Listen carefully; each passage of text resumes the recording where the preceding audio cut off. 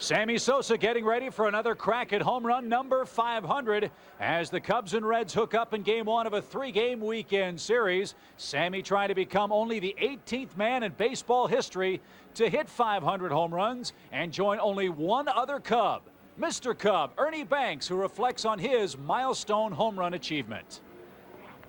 It was very special. I didn't think so much about the rest of the players who had done it.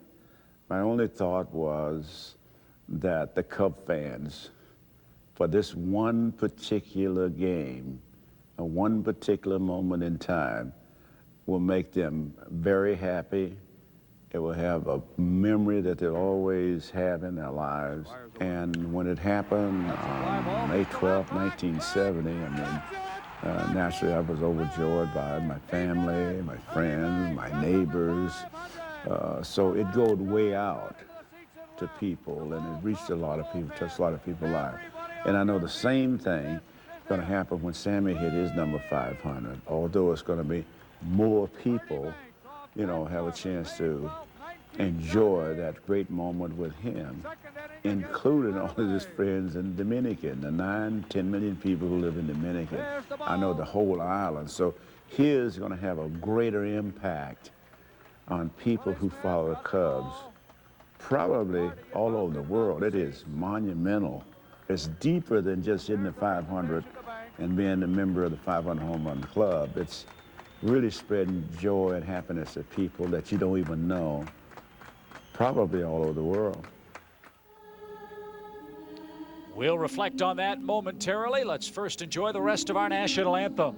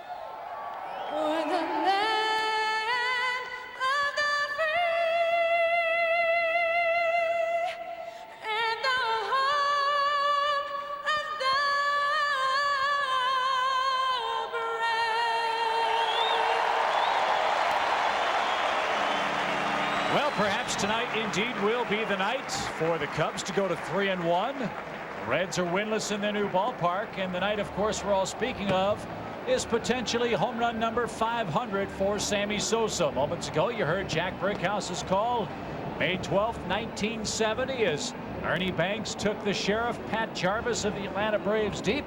If you're going to hit a home run on the road, Stoney, it appears this is a wonderful place to attempt to do it. Nobody in the Cubs starting lineup has a home run lifetime off Danny Graves. And Chip, I'm going to go out on the line and say in the first 3 innings, that statistic is going to go by the boards. In batting practice, we saw the ball fly out in left field. There are the dimensions of this ballpark. Occasionally, hitting the ball to right, the wind is going to knock it down. But if you hit it to left or left center, you're going to get it out of here easily. And Sammy is an equal opportunity home run hitter. He'll use the entire ballpark and will hit the ball just as easily to straightaway center. I think if Graves hangs one of those sliders, Sammy's going to hit his 500th tonight. Well, they've been hanging and banging. Speaking of the opposition against this Red pitching staff, the Pirates came in here, swept the first 3 games, outscored the Reds 24-10, and hit 10 home runs. So it is a launching pad, and they think when it gets real hot, it's going to be even more so. As we look at Dusty Baker's Cubs Pepsi lineup tonight, Mark Grudzielanek leads off at second. Alex Gonzalez hits second at short. Sammy Sosa, Moises Alou, and Hee-Seop Choi in the middle of the order. Corey Patterson, the RBI leader with 7, is in center field. Mark Bellhorn at third base. Damian Miller back behind the plate. And former Red Shawn Estes gets his first Cub start tonight. And that's how they'll line up defensively behind Danny Graves. Larson, Larkin, Boone, and Casey in the infield. In the outfield, young and talented Dunn, Griffey, and Kearns. Jason LaRue behind the plate. Danny Graves on the hill trying to make the conversion from a closer to a starter, a lot like Young Hung Kim, who pitched today for Arizona. And those records are deceiving, because Danny Graves started out and he got clobbered. He had a bad knee. He took a little over a week off and came back with an ERA under 2 for the rest of spring training. He said something in the papers today that I'm not sure if it's legal or not, but he went to a manicurist and he had fake fingernails put on his index and middle finger because he has a real bad blister problem. So I don't know if the Cubs are going to raise issue with that.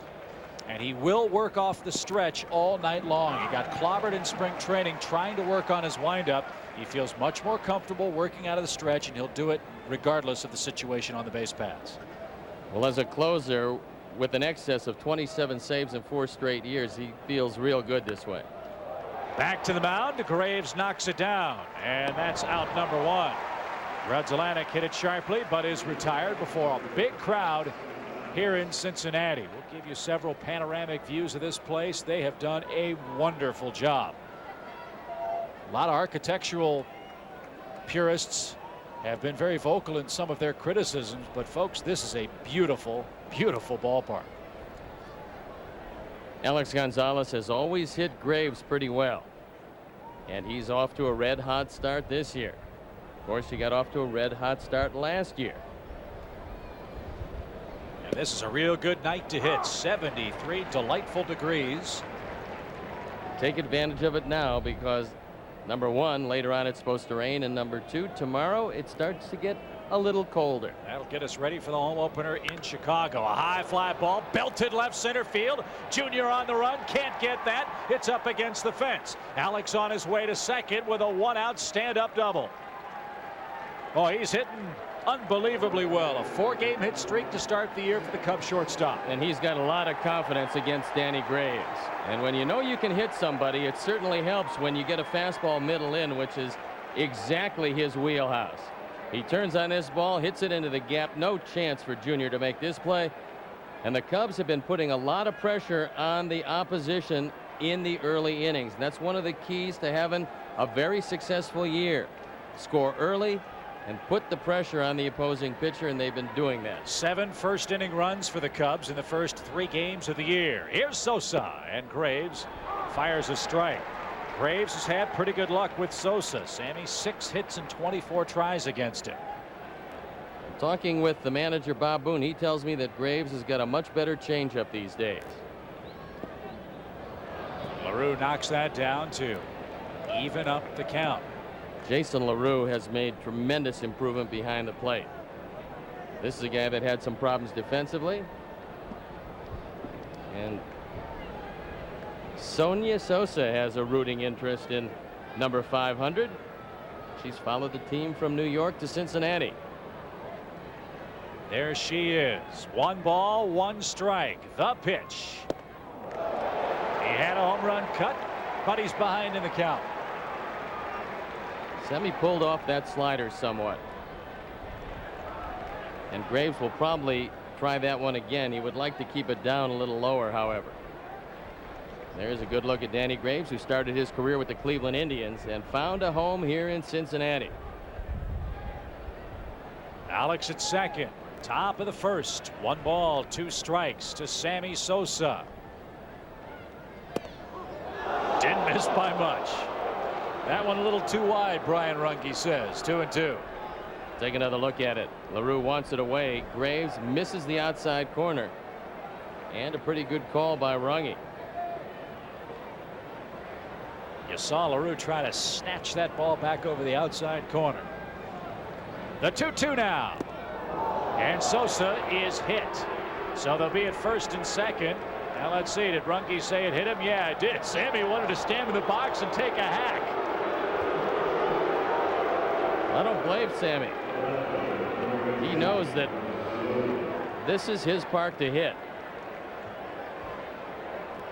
And that one just barely got a piece of it as Runge went out and had a word with Graves. And Sammy figures that Graves is not overpowering with the wind tunnel to left field. He just as soon take another pitch than go to first base. But take a look at Sosa's on base percentage. He's been phenomenally patient, knowing that he's sitting on 499. Here's Alou. Talk about phenomenal. The job he's done driving in men. 6 RBIs for Alou already. And 2 more Cubs aboard for him. In fact, the whole top of the order has been remarkably good. Rudzelanic, Gonzalez. They've scored 8 runs combined. Sosa's knocked in 4. Alou's knocked in 6. Patterson's knocked in 7.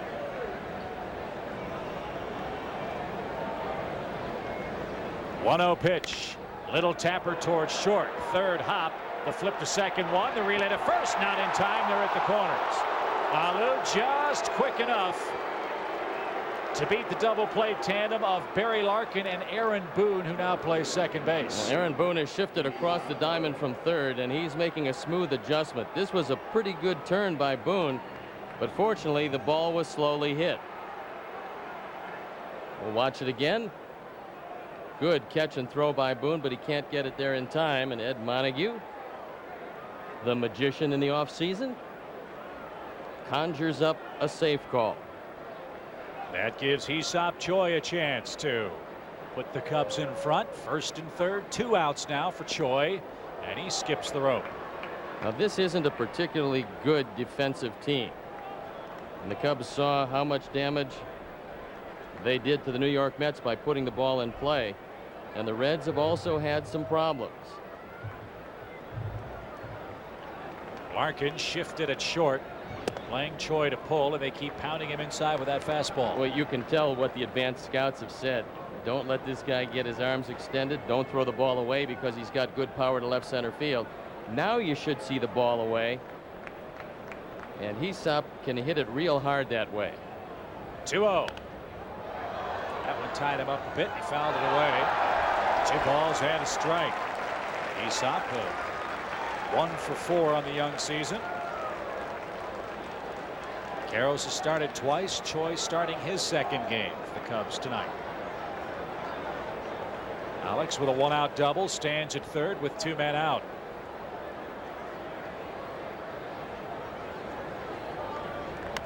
High fly ball down the left field line, but that'll slice into the seats.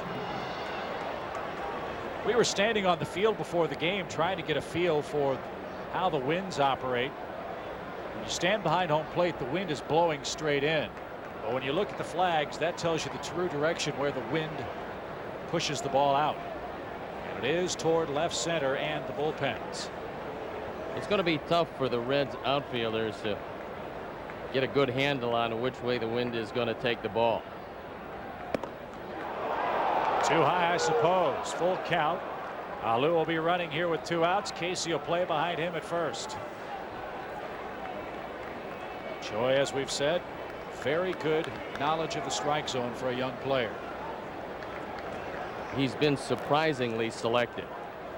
3-2, runner goes, and that's ball 4. Bases are loaded with 2 outs. So Hee-Seop Choi already his 3rd walk. Well, Chip, even though it's a base on balls, Choi should take something from that at bat. Graves has tipped his hand. All he did was throw the ball inside. As the game moves along, if Graves stays in the game and Hee-Seop comes up in a tough situation, he knows the way Graves believes he can get him out. And that is pounding him in. That's when you open up and take it down the line. 4 of those 6 hits for Corey Patterson have come with men in scoring position. He's a perfect 4 for 4.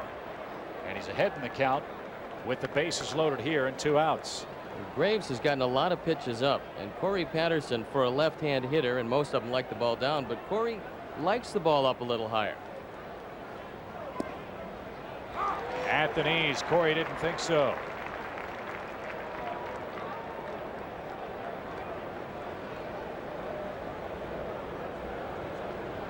Mark Bellhorn hopes to swing the bat here in this first inning. That'll mean the Cubs have scored at least once. Popped up left side. Back goes Brendan Larson. In comes Dunn on the foul line in foul ground. Patterson pops out. The Cubs strand 3, and the Reds come up for the first time against Shawn Estes.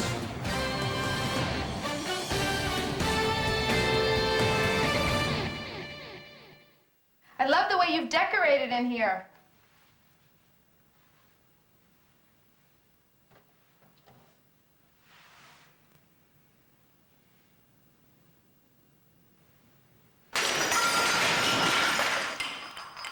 Want to get away?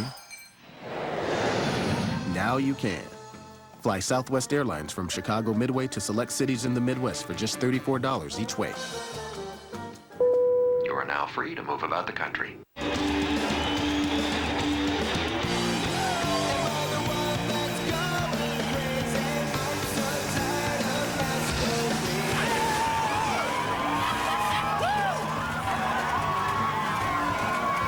Dad? Hey, Kevin!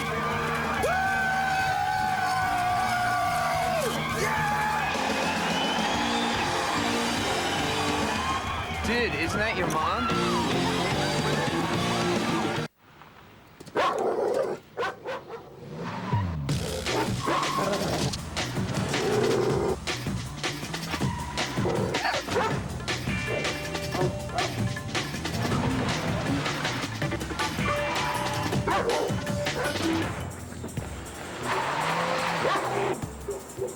I told you she had a boyfriend.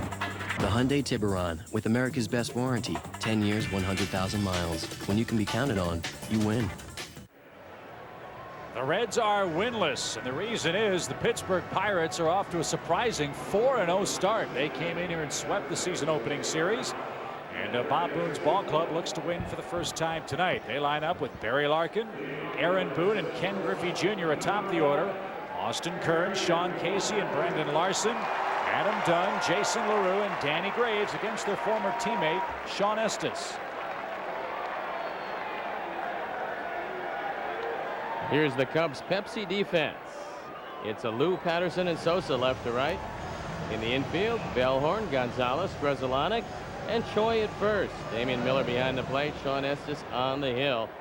Combined between the Mets and Cincinnati, had a tough year last year. But a very good spring training where he tightened up his curveball, got it over the plate, and looking for a much better season this year. But this is a very good offensive Reds team. Barry Larkin just 2 for 10 to start the season.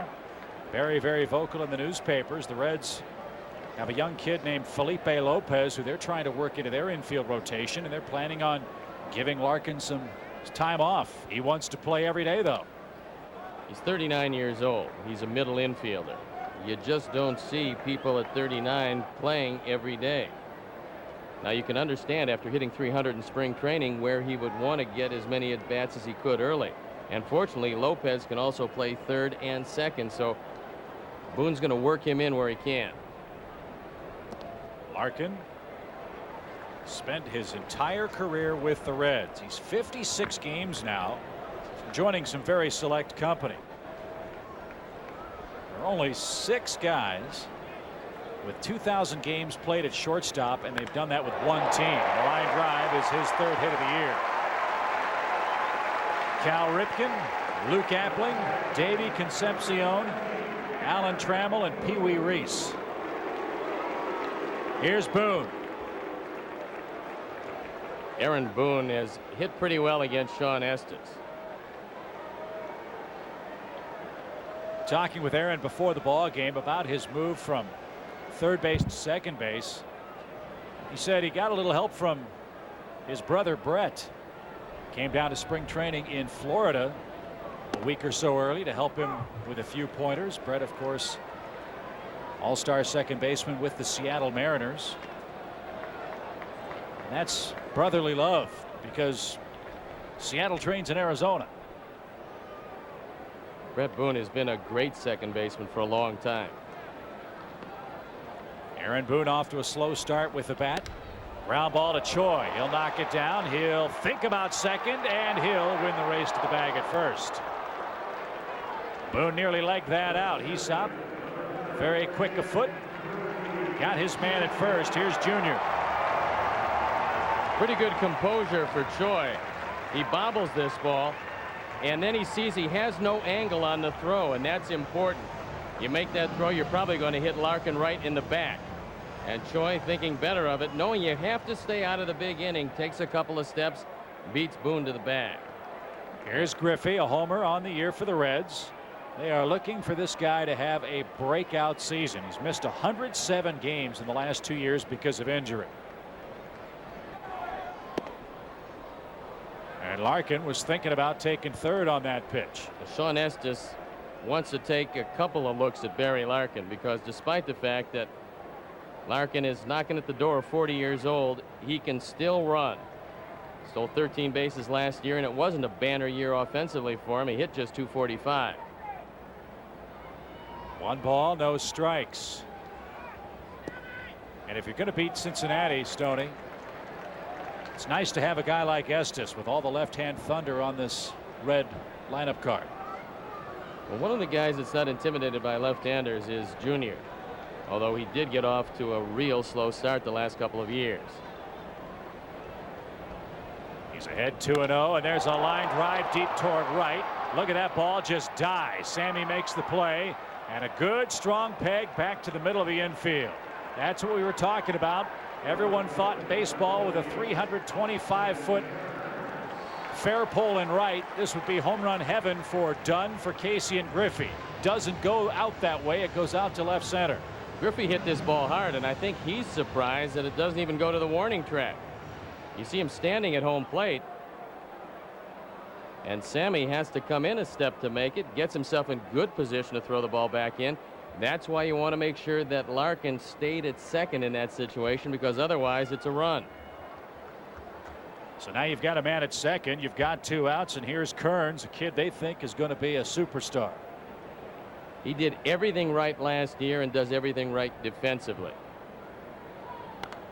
Pop back toward us and into the upper deck. Strike 1, the count to Kearns. And talking with Jim Bowden, the general manager, he thinks that Kearns will eventually be a 30 home run man. He believes he'll hit in excess of 300.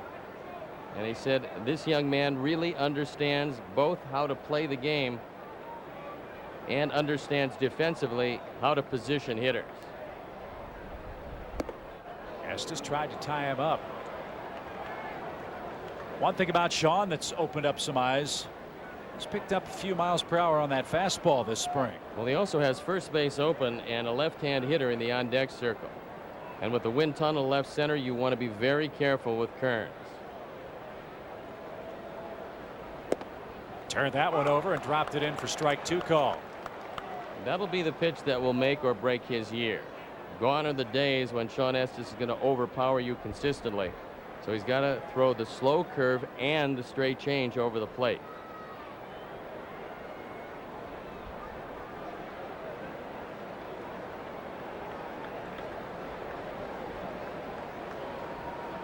The 1-2. Evens up the count at 2 balls, 2 strikes. On Wednesday, Kearns hit the first official home run by a Red in this ballpark. The only hole in his game plan is that he doesn't have great speed. Good enough speed if you hit 300 and hit 30 home runs. You can walk around the bases. Indeed. They have brought up some young sluggers through this Red farm system. Still looking for arms, though. The 2-2. And Miller knocks that down. Full count. First base again open with Casey waiting next. Kearns last year showed that he has some patience. He will take a walk. But I'm thinking right here, throw something off speed out of the strike zone. If he expands the strike zone, that's fine. If not, you put him at first base, take your chances with Casey. 2 outs in the Reds' first scoreless game. The 3-2 from Shawn. Breaking ball frozen. What a pitch. Larkin stranded in scoring position. The Reds' offensive woes continue into our first inning in Cincinnati.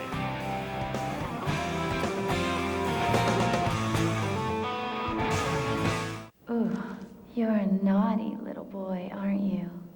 Keep it up, and I'm gonna give you a spanking. I'll teach you the meaning of respect. You're not getting any of my Bud Light. Do you hear me? No kisses for you. Not till you learn to obey me. Now, get down on all fours. For the great taste that won't fill you up and never lets you down. Make it a Bud Light. You know you gotta live with this. I know. 10th one of these I've done this week. Doesn't surprise me. What's your boyfriend gonna do when he sees this? What do you think? Ford Focus, now only $199 a month, including a 100,000-mile extended service plan. It's easy to see why some make Focus a permanent part of their lives, and others get knocked off their feet. If you haven't looked at Ford lately, look again. The uncertainty of getting a home loan made Paul irritable. Then he went to Washington Mutual. Thanks to their flexible lending rules, Paul got a quick approval. Now he's always in a great mood. Hey! Oops, my bad. No problem. I guess I'm having tea. Congratulations on your new home, Paul. Glad we could make your day. You got me. On the WB Friday, critics shout it's the network's funniest series. They say it's a hoot, and Lily's a big part of the winning cast. It's clever. If people are gonna yell, I'm out of here. But Lily, we actually... What did I just say? Grounded for life. Tonight at midnight on WGN, Chicago's WB. Both teams threatened, both pitchers kept it scoreless into our second inning. And in this second for the Cubs, Mark Bellhorn, Damian Miller, and Shawn Estes. And folks, if you want to take a summer road trip, head on down to Cincinnati. This is a marked improvement over old Riverfront Stadium, last known as Synergy Field, of course. Beautiful, beautiful facility. Great sight lines right along the river. 1-0 to Bellhorn. Mark's bat has been a little quiet to start the season. This is where he wanted to get Graves, where he falls behind, and then you just look for a fastball.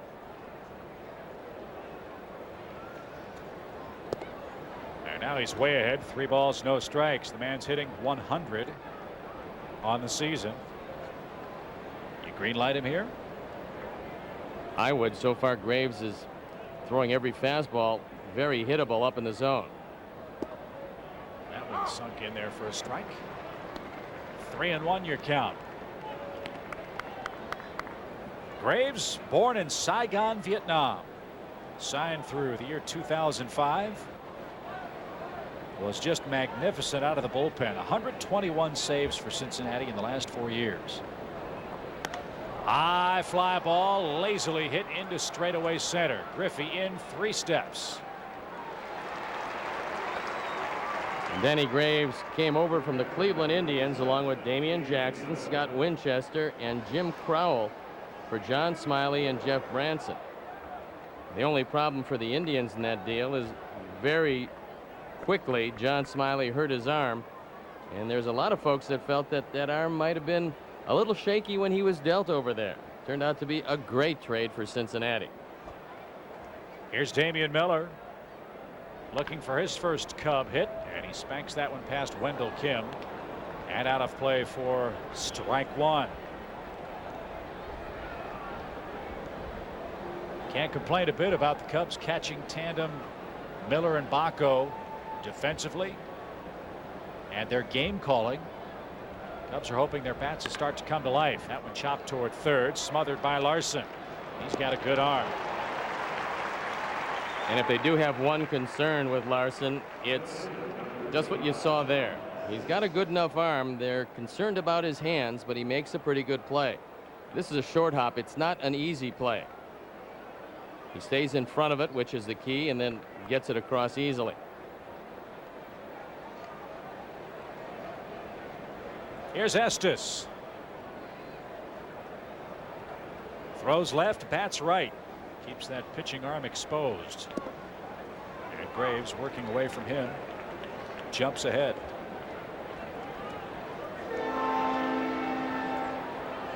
Your yacht is docking as we speak. One of the cool features of the park, the Ohio River. It's a beautiful setting when you look out over the wall in right center field, or you take a look at the smokestacks that are in right center. And that's Kentucky across the river. So if you hit a home run here and it goes over the right field grandstand, bounces on the concourse, and splashes into the river, you actually hit a home run in 2 states.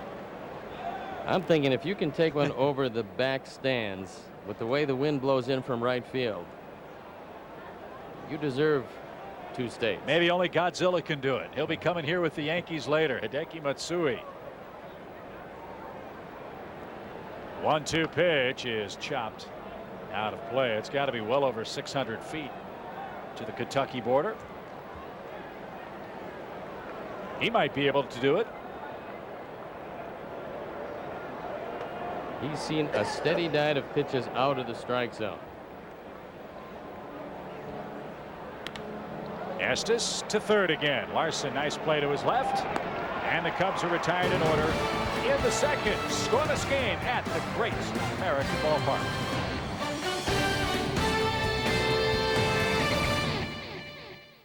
Saturday on WGN. Way back. The hits just keep on coming. Watch the White Sox dig in against Detroit on the South Side. Sox Tigers, Saturday at 1 on WGN. Saturday, the Bulls are out to dash Milwaukee's playoff dreams when the Bucks cross the border and drop in on the United Center. It's a Central Division collision. Saturday at 7:30 on WGN.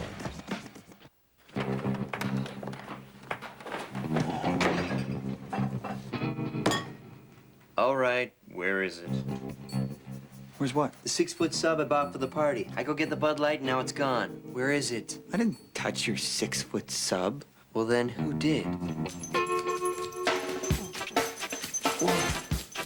Whoa! Ooh, doggy. For the great taste that won't fill you up and never let you down. Down, boy, down! Make it a Bud Light. Wait until he sees you. Especially in that pink dress. Oh, he is gonna go bananas. Isn't he precious? Yes, he is. There's fun for some, and there's fun for all. Play instant games from the Illinois Lottery. Players have more fun. From power to refinement, it's the best Accord yet. Auto Week magazine. A wealth of practical riches. The New York Times.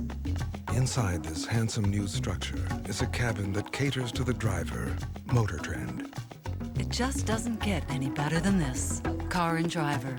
We've always received our fair share of accolades. The key is never being satisfied with them. The 03 Accord. What a gem. USA Today. Plenty of good seats are still available for Cubs games throughout the season, and Wrigley Field's a great place to spend your summer. For individual tickets, call 1-800-CUBS. Visit the Wrigley Field box office, any Chicagoland, Sears or Sears Hardware, or online at Cubs.com for more details. Home dates in April. The Expos, the red hot and first place Pittsburgh Pirates, who are 4-0. Reds will be in for a 4-game series, April 14th through the 17th. Then after a modest 3-game trip to Pittsburgh, the San Diego Padres come in. Great promotions, hopefully great weather, and even more importantly, more great Cub baseball to see in the early part of the season. And as we know, partner, tough to win in Chicago if you start the season under 500. Well, they've been playing good, solid baseball. They've been executing very well. They'd like a little bit better base running, but they're putting a lot of men on base. Sean Casey to work for the Reds. He too looking for a resurgent season, coming off shoulder surgery. Yeah, he's been a mystery man, though. Even without the shoulder surgery, they felt that he would have more power. You can see against the Cubs, he's always done very well, and they would like to see him hit the ball out of the ballpark some more. But he's always been a line drive hitter, was limited to just 6 home runs last year. High chopper to the right side. Hee-Seop flips to Estes. Good play at both ends. In this day and age in sports, it's hard to believe that there really is anything such as an untouchable type player. Would Casey qualify, in your opinion, for the Reds? No, I don't believe he's untouchable at all. In fact, for the right deal, I think that Jim Bowden would make the deal. But the problem is, coming off surgery, everybody wanted to see if he was healthy again. And a first basemanship without a whole lot of power if he doesn't have speed and is not known as a great glove, doesn't have the kind of value that you would want to see. That's why he's still here. And the fact he's a terrific guy. Brandon Larson, young slugging infielder. He too off to a slow start, hitting just 100. Came up last year in limited duty. Hit 275 with the Reds after a 340 season at AAA. Mile high fly ball, shallow center. In comes Corey, and quickly 2 are out. Very important before the game when you move into a new park. And the Cubs just got their first look at this one. You take a lot of fly balls and you try to get them the best angle you can to approximate what it's going to be like in the game. And you also take fly balls off the bat in batting practice, because you have really no idea how the wind currents are going to take line drives and fly balls. Here's Adam Dunn, and they're real worried about him. Really slumped in the second half of last season, off to a poor start this year, and he is really fighting it against left-handed pitching. Well, he hit 26 home runs last year, but after the All-Star break, the National League adjusted to him. There's a lot of people that felt that he might have a chance to lead off on a team that doesn't have a legitimate leadoff hitter. But right now he's just not making enough contact. 1 ball, 1 strike to Dunn, and there's a drive, belted right center field. Wind or no wind, that one off the batter's eye. Wow, what a rocket from Dunn. That's about as long a shot as you're going to see in this ballpark in some time. Adam Dunn hits his first home run of the year, drives in his first run. Now you know why he hit 26 home runs last year, but just 9 after the All-Star break. It's a fastball, it's down, it's out over the plate, and Adam Dunn absolutely crushes it. So after hitting 190 after the break last year, he breaks out the big stick. Now a fly ball from Jason LaRue into left. Alou gallops over, and that'll retire the side. Adam Dunn puts a charge into a baseball and this crowd and puts the Reds up a run.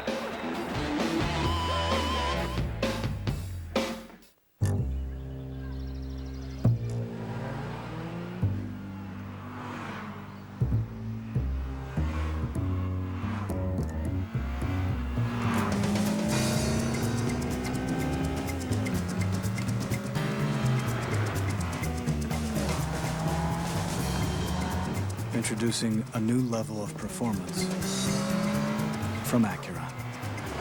The all-new TSX.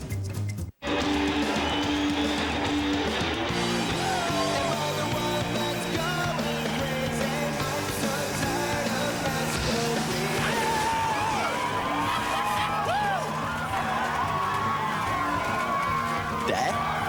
Hey, Kevin!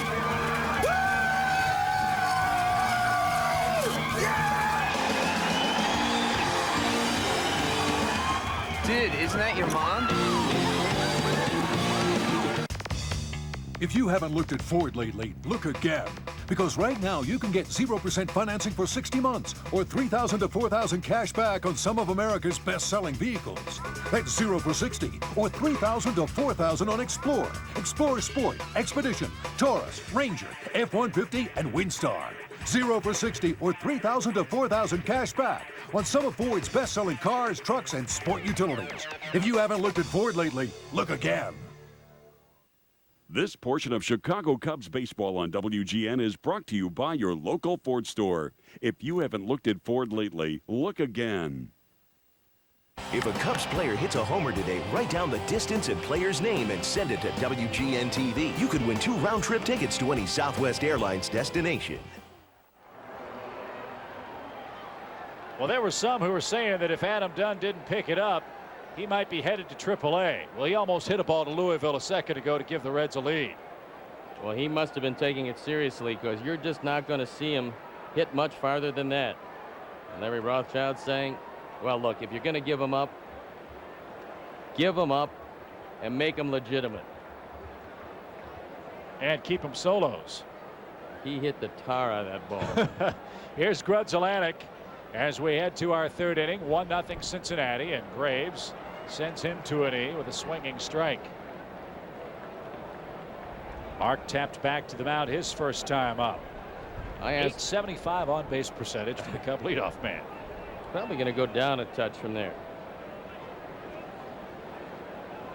If it doesn't, you've got a story. That one driven in the air, shallow right center field. Over quickly is Kearns and Griffey. 2 pitches, 1 out here in our third. When I talked to general manager Jim Bowden, I said, if you had not traded Elmer DeSenz, would you still be starting Danny Graves? He said, I thought Danny Graves could start last year. I asked him, why in the world would you trade a guy who figures to be your #1 starter? And he said, pure and simple. I had to cut $10 million from a payroll. DeSenz was $3. And he says, I got to about $6. I traded Walker at second. Still looking to cut a few more bucks. So I said, how many of your decisions nowadays are economically motivated? And he said, for about the last 5 years in baseball, a lot of your decisions fall into the economic range. Which is somewhat surprising. They've got a brand new ballpark. Their attendance, they're averaging about 31,000 fans a game. Now it's only 3 games. They have a very young, exciting offensive ball club. One would think that the revenue streams would be increasing for the Cincinnati ownership. Well, I think next year they probably will expand that payroll. Right now, Chip, they're 17th. And it's a team that can't go up from there. So when you talk about additions late in the season, if they are in contention, I'm not sure if they're going to be able to do that. 2 balls, 1 strike to Alex, and there's a high fly ball hit to left. Dunn has an easy play. Here's Sosa with the bases empty.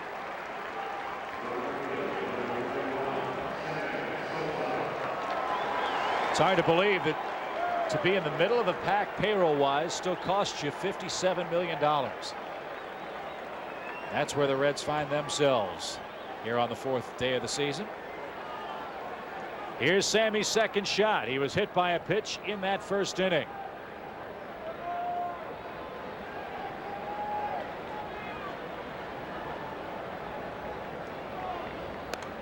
Good cut, fouled back, strike 1.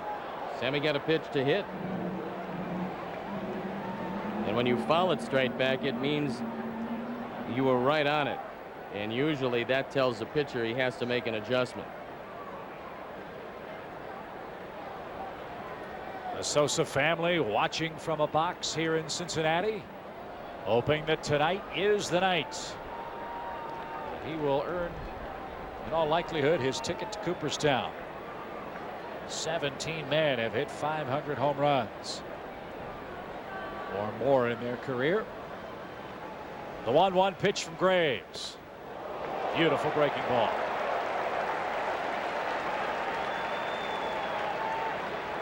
Two guys on this Reds team, Griffey and Larkin, make up just under 40% of their entire payroll.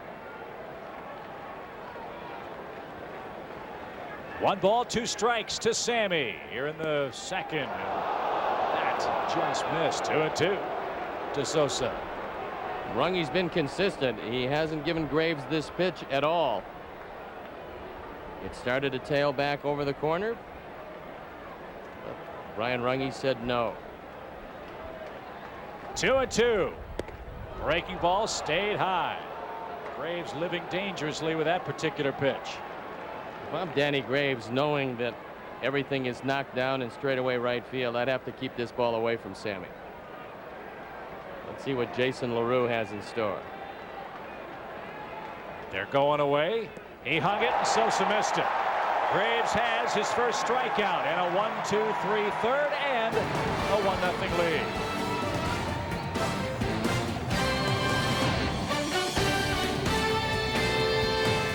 Have you ever spent like 5 minutes with him? He's totally self-centered and insensitive. They just don't go together. I mean, she's my best friend. She has these emotional needs he can't meet.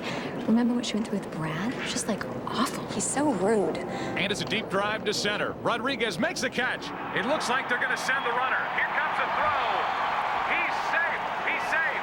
The winning run is now on third. You're such a great listener. Thanks. Has anyone seen Johnson? He called in again. Must really be sick. What'd he get? Order Comcast digital cable with HBO for only $39.99 a month for 3 months. I heard they gotta fly the grandmother in. You'll get multiple channels of award-winning HBO originals and movies when you order Comcast digital cable. Call 1-888-4-BEST-TV. So call today. Has anyone seen Miller? Mr. Watson, come here. I want to see you. 2 years after the telephone was invented, a telephone company was born. 125 years of sweat, of building networks, of getting the job done. After 125 years, we are just getting started. Looking back, moving forward. SBC. Has anybody checked the interior? Some of the finest leather I've ever seen. Premium leather?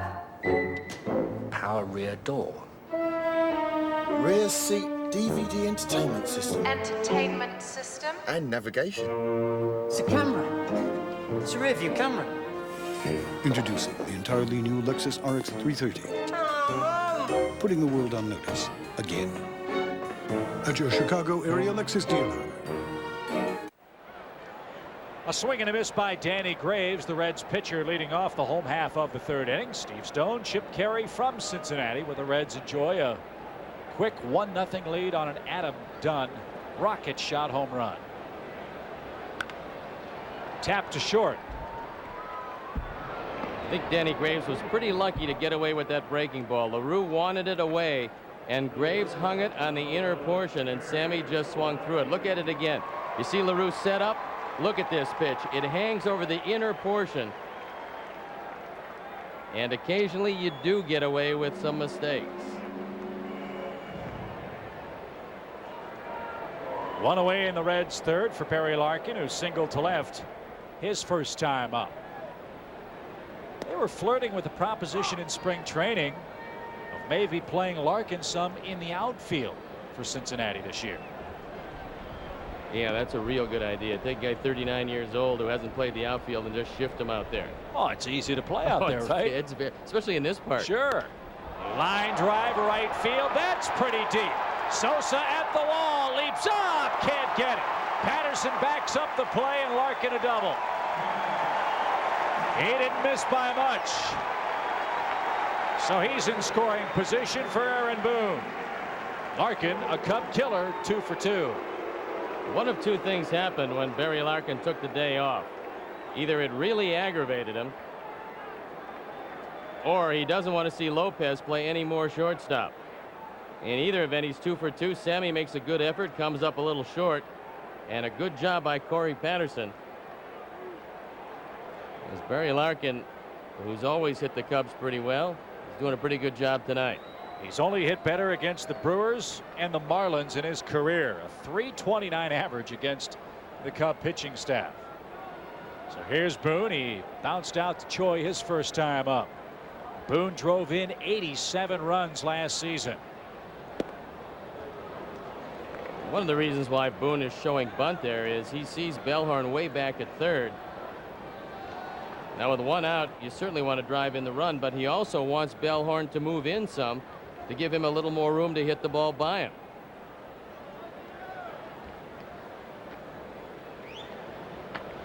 Swing, belted, deep left field. Forget about that.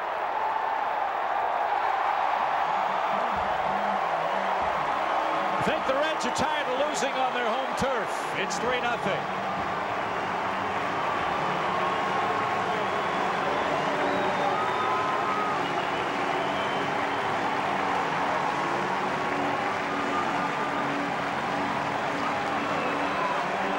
Home run number 1, RBIs 1 and 2. And the Reds have come out firing tonight. This fastball down and on the inner half, and Aaron Boone, with 26 home runs last year, hits the first of what should be many this year. Neither one of the home runs wind-blown tonight. Here's Griffey. Junior line to right. He thought he hit it hard enough to reach the seats. The Reds We saw the Pittsburgh Pirates thump them with the long ball. Most of the damage from Reggie Sanders have come out swinging hot bats tonight. Reggie Sanders has started this year like he takes it personally that he signed so late and only got $1 million. Hit a grand slam today. He's got 4 of them already. 4 home runs. Good breaking ball. Junior took it for strike 2. Pirates spoiled the final opener at Veterans Stadium in Philadelphia today, beating the Phillies 9-1. Pirates are 4-0 this season.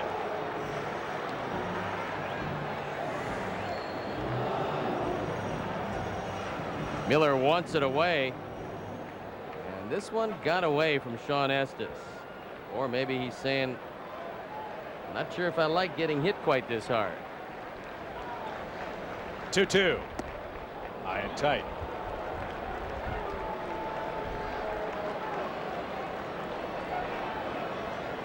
Larry Rothschild looking out at Shawn Estes and wanting him perhaps to change speeds a little bit more. Because every ball that's been hit has been a fastball.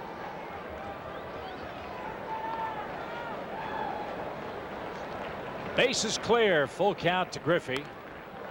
And he fought it off. And Peter Angelos, the owner of the Baltimore Orioles, said that he wouldn't mind paying the $79 million left on the contract of Junior Griffey. Jim Bowden said that Griffey will be in center field when we open the new ballpark. Now, whether they close the new ballpark at the end of this year and have Junior in center remains another story. And he takes ball 4. I think he's going to have a big year. I was talking to him before the game. He's been using a personal trainer for years. He's been hurt the last couple of years. He uses the same gentleman who helps get Jason Giambi in shape with the New York Yankees.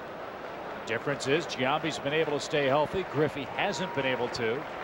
And so much has been expected of Griffey because he's come to his hometown team to play. Well, there was a lot of pressure on him, Chip, especially when he was making a king's ransom and kept on saying that he took a discount because he was coming to his hometown. I think they would like him to perform a little bit better. And I think he feels that kind of pressure because this is a guy with a tremendous amount of pride and was one of the true superstars in this game. So he's playing with a bit of a chip on his shoulder. And if he has a big year, look out. This Red team is going to be a good offensive club, and the only question about them is can they pick it up and can they throw it? Because pitching is going to be a problem. They think they've got a pretty decent bullpen. 1 ball, no strikes. Austin Kearns in the box. And he couldn't stop himself. They'd better have a good bullpen. A couple of other factors here also.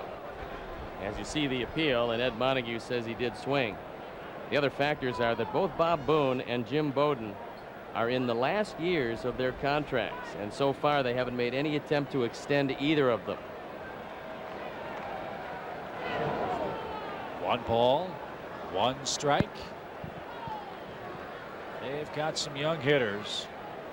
Just imagine if Cincinnati had been able to get Bartolo Colon with this offense, have him anchor their staff. Would have been quite a feat indeed, but as we mentioned, payroll restrictions made that impossible. And Estes is getting hit pretty hard here. I think it's time for Larry Rothschild to come out, and here he comes. 2 men are on, 1 man is out. Sean Casey's coming up with the Reds leading by 3. 8 o'clock in the East. Let's pause for station identification. This is America's #1 sports station, WGN-TV, Chicago's WB.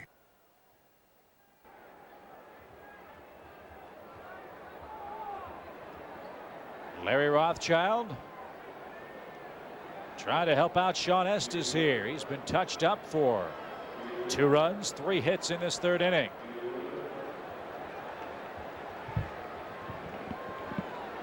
Well, I'm sure Larry will mention Shane Speeds a little bit more.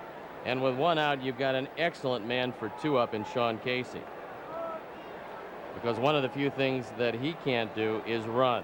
So if he hits a ground ball, there's a real good chance you're going to turn a pair. Cubs really had their problems with the Reds last year. Cincinnati won 12 of the 17 meetings last season. Tonight, the first of a 3-game set. We'll see the Reds on our next homestand in Chicago. April 14th through the 17th, including the first night game, Monday the 14th. Should be balmy. No balls and a strike to the Red first baseman. It's 0-2. Shawn had a very good spring training, and one of the reasons was because he tightened up the spin on his curveball and he threw it consistently for strikes. And I would think with an 0-2 count, you should see it either this pitch or certainly the next.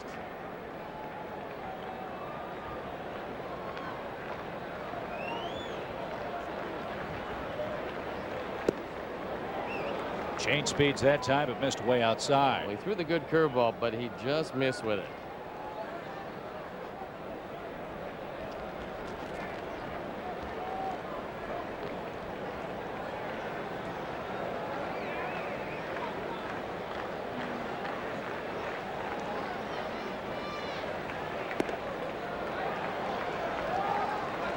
Two and two.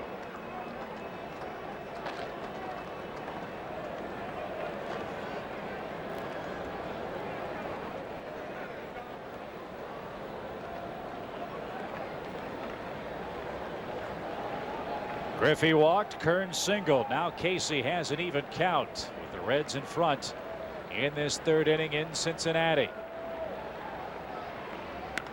Fly ball left field. Alou comes charging. It's off his glove. He's got to play at third if he can make the throw, and he can't. That's going to go as an error, and it is an E7. If Moises would have taken his time, he would have been able to get the force out at third base. But when you drop it, you have a tendency to hurry the play. And consequently, he doesn't set up for the throw. It's off target, and no chance for Bellhorn to get to the bag. So now you've got real big problems. Larson's up with the bags full.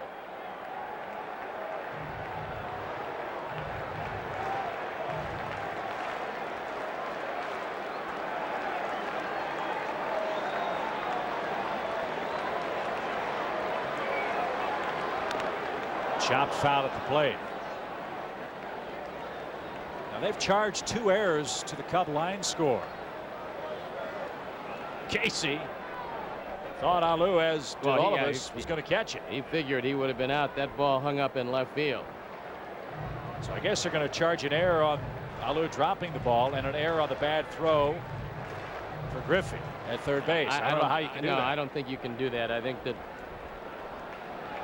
that one will be changed. No matter how you score it, you've got 3 Reds on the base paths and Larson behind in the count. High fly ball to center. That ought to be deep enough to score Griffey. Let's see if Kearns can tag and move to third. Here comes Junior. The throw is cut off. It's a 4-0 game. Larson has his second RBI of the year.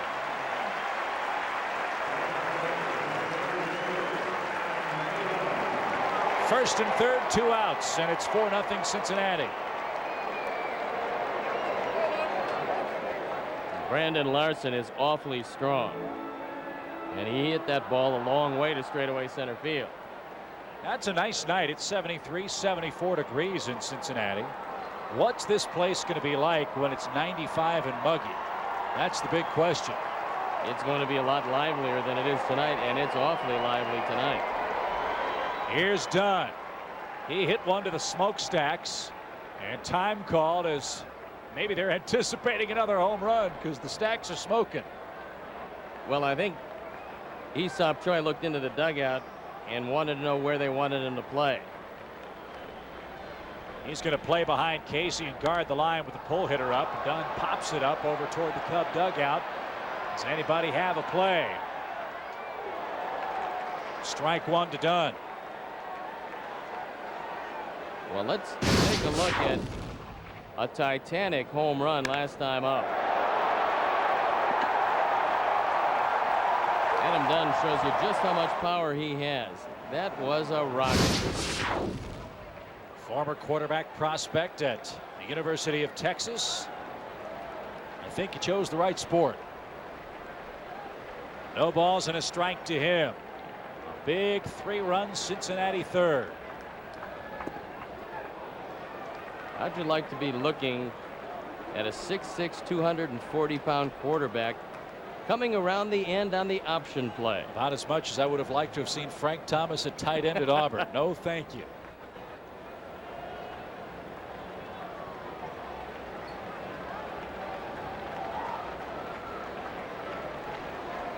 One to Dunn. I don't know if Bo Jackson was at Auburn when Frank was there, but for a brief while they must have terrorized the rest of the Southeastern Conference with Big Frank leading an off tackle play with Bo Jackson following. And Estes can't find the magic all of a sudden. He's in a big hole. 3 balls and a strike. I was just astounded at how fast Bo Jackson could run. Except when he played the Bulldogs, of course. 3 balls and a strike. And he walks Dunn. He'll take his chances with LaRue here, the 9th man to hit in the inning. I think it's about time that someone got up and loose in that pen. 51 pitches so far, and Shawn, who should be out of this inning, is just not throwing the ball real well. So Kearns to third, Casey to second, Dunn to first with the second walk of the inning and game for Estes. And now the Cincinnati catcher will bat. This all started innocently enough with Danny Graves grounding out. Estes has no place to put the number 8 hitter here. They're starting to stir now in the Cub bullpen. LaRue with 3 grand slams. And 379 with the bases loaded. Not bad for a guy that hit 249 last year. Bob Boone said he was the most improved player on this team. Fly ball right center. That's a big problem. Sammy misplays that. It rolls to the wall, and 3 runs are going to score. LaRue around second, on his way to third. The throw right on time. He makes the third out at third, but he clears the bases.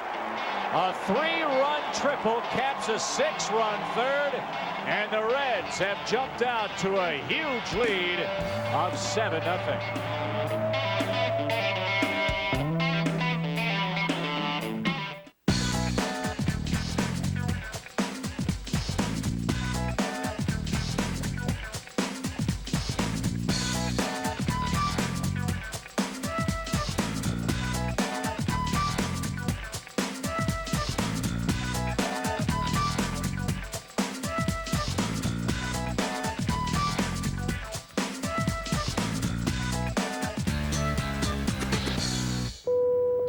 Free to move about the country.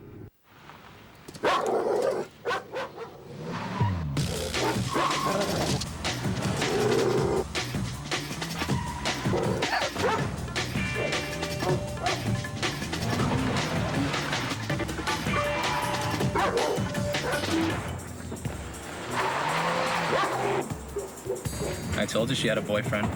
The Hyundai Tiburon, with America's best warranty, 10 years, 100,000 miles. When you can be counted on, you win. This portion of Chicago Cubs baseball on WGN is brought to you by Hyundai. When your car comes with America's best warranty, you win. Hyundai. Tonight, wild dogs are on the run in Chicago. Get a sneak peek at Lincoln Park Zoo's newest residents in action. Tonight on WGN News at 9. WGN News, on the front lines of the war in Iraq, with a local perspective on global events. Morning, noon, and 9. Live coverage of breaking news, expert military analysis. More than 25 Chicago Tribune journalists alongside American forces and throughout the region. And the reach of network partners CNN, bringing you closer to the conflict, helping you understand its impact. Watch Chicago's very own WGN News.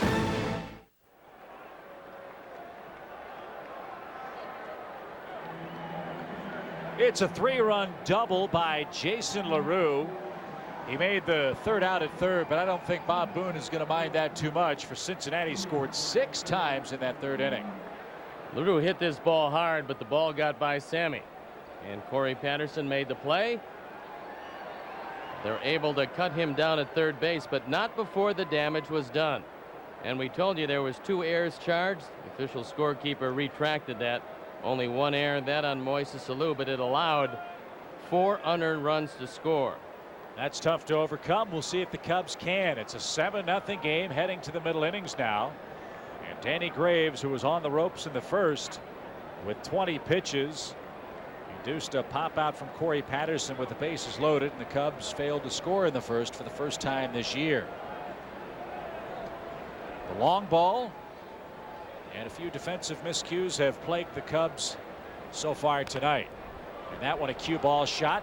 Graves can't get it. Boone bare hand try, and he can't get it. Throw wide to first. That goes a base hit, and pretty good job of backing up by LaRue, who went all the way up the line and wound up by the tarp to back up this play. So when it got by Graves off the end of the bat, it becomes a very difficult play.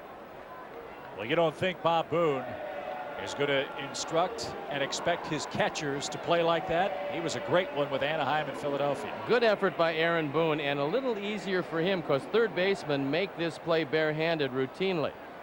He shifts across to second, and Jason LaRue hustled down the line and saved the base. Well, let's see if no lead is safe in this ballpark. Cubs have some thumpers coming up. Here's Hee-Seop. He walked his first time up. And he hits a rope to Larkin. He surrounds that. Second base one. The turn to first is not in time. Hee-Seop, for a big man, runs really well.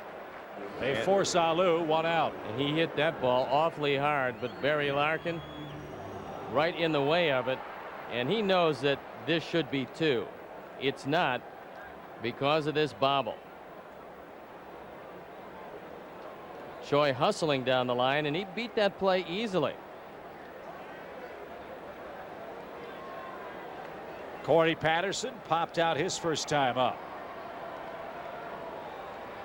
7-0 Cincinnati. A score you don't hear too often in the wintertime in these parts. That's very true. But the Bengals think they've got it well in hand this year. They're talking about Byron Leftwich, aren't they?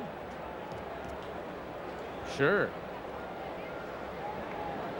Carson Palmer's out there. NFL draft is coming up in a couple weeks. Well, the advantage of having a woeful team is a very high draft choice. And I believe they have the highest you can get. 2 balls, no strikes to Patterson. Choi at first. He's going to have to play station to station baseball for a while. And even if they didn't have to, you're playing with fire with LaRue behind the plate. He's an excellent receiver and thrower behind the plate.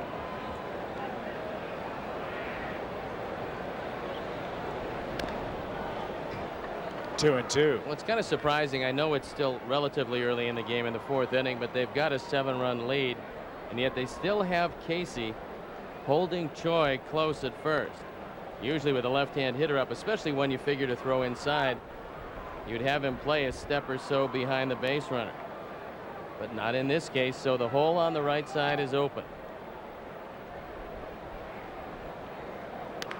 Ground ball right side. It's through that hole. That cost Cincinnati a base and perhaps a double play. So 2 men are on with 1 man out.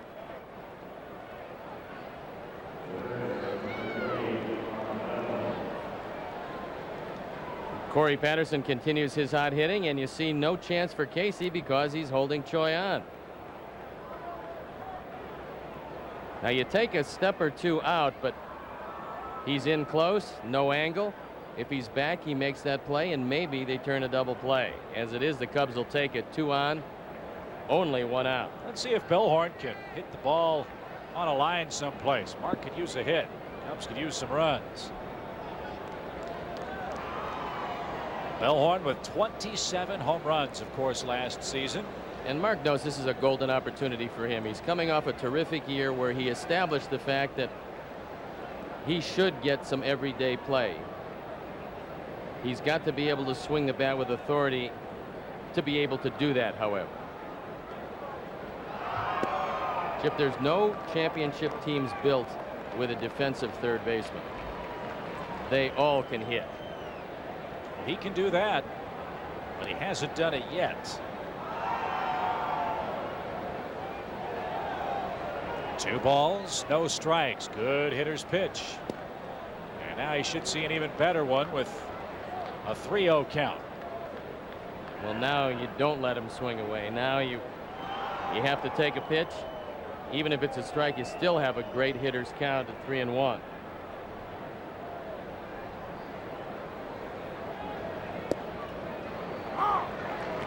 This date in baseball history, 1974. Henry Aaron hit number 714 against the Reds at Old Riverfront Stadium. Cubs looking for some home runs themselves tonight. They've got them loaded. What a time for Miller to pick up his first Cub hit. Bases loaded and 1 out. Cub bullpen is busy, as you figure, with the pitcher spot due up next, down 7 runs. Juan Cruz throwing in the pen. Interesting bullpen configuration. The Cubs are right down the right field line, which you see in a lot of ballparks, but the Reds have their bullpen in left center field, which is a little unusual. Ah, come on, Damian, you're due. Bases loaded, 1 out. Well, they know that Damian Miller's strength is to right center field, so far Danny Graves is throwing everything inside. That means that Bellhorn has to get a good lead at first base, because on a ground ball in the infield, you've got to get a run. You have to break up 2.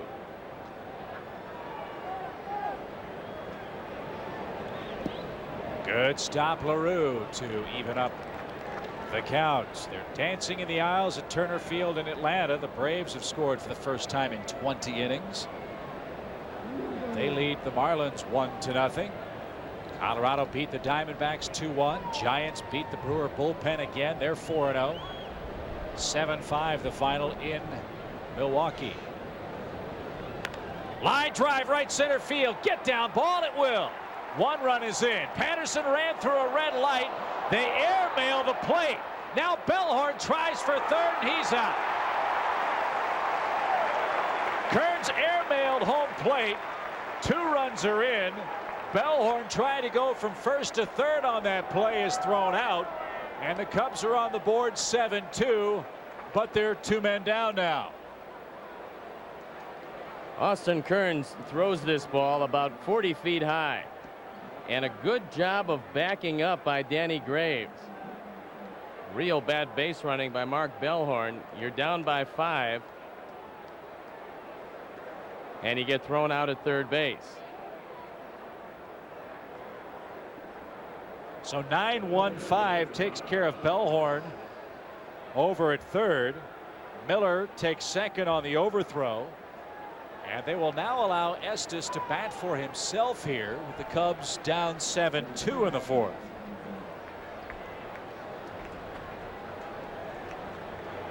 So Damian Miller's first hit is a productive one for the Cubs. He drives home 2, and Danny Graves saves him an error. And that's a very lucky break, because that ball with a curved back wall could have caromed anywhere. And it caromed right to Graves, who made the play at third. Little things in this ball game have cost the Cubs dearly to this point. Estes down. No balls, 2 strikes. Couple of runs in on 3 hits against Graves. And it's a 7-2 Cincinnati game. That's over the corner, and the inning is over. Cubs get 2 on 3 hits. It's 7-2 Cincinnati midway through our 4th inning.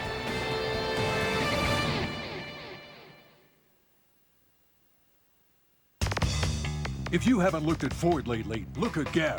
Because right now you can get 0% financing for 60 months or $3,000 to $4,000 cash back on some of America's best-selling vehicles. That's 0 for 60 or $3,000 to $4,000 on Explorer, Explorer Sport, Expedition, Taurus, Ranger, F-150, and Windstar. 0 for 60 or $3,000 to $4,000 cash back on some of Ford's best-selling cars, trucks, and sport utilities. If you haven't looked at Ford lately, look again.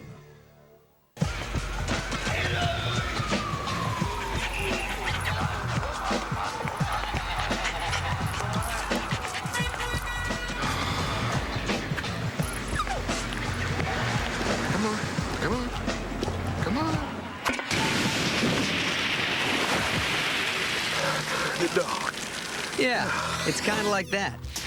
Sierra Mist. Taste one shockingly refreshing lemon lime. I gotta get me a dog like that. This is my house. Dave's really getting hammered. Check it out.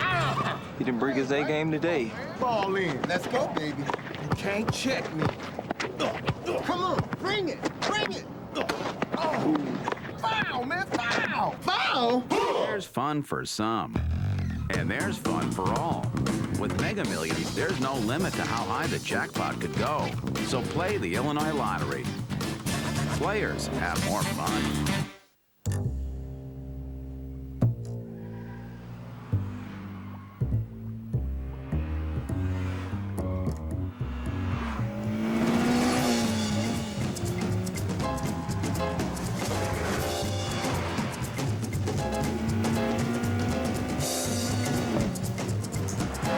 Introducing a new level of performance from Acura. The all-new TSX. Cubs baseball on WGN Sports is brought to you by Budweiser. The best things in life are those that are true. Budweiser. Home half of the fourth inning. Cincinnati leads at 7-2. Damian Miller with both Cub RBIs. Shawn Estes back to work. Ground ball by the Cincinnati hurler. One pitch, one out. Shawn could use an easy inning, although the fourth inning starts the same way the third inning starts. It wasn't exactly a whole lot of fun. No, unfortunately, after Graves grounded to shortstop, along came the thunder. The double to Larkin, the home run by Boone after a walk, a single, and then a bit of shaky defense on the part of the Cubs. Chip, one of the things they've got to improve in is base running, because in the early going so far, things have not worked out very well for the Cubs. That carries over from that wacky game in New York where Cubs had two men picked off in a row, ran into a double play. Two guys thrown out at home plate. And Bellhorn thrown out at third. Admire the hustle, but not the thought process. Going from first to third, down 5 runs on the road. Larkin 2 for 2. He's singled, he's doubled, and he has scored today. Well, if Mark doesn't get thrown out, then Dusty undoubtedly pinch hit for Shawn Estes. So hopefully he'll be able to rebound, take a little something positive out of this.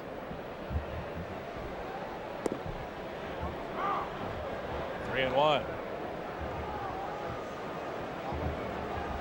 Larkin out of the University of Michigan, and at one point they had 3 of those folks in their starting lineup: Sabo, Morris, and Larkin. 3 and 2. Larkin didn't think much of that. 2 C's on Larkin's jersey. One, of course, for Cincinnati, the other for captain.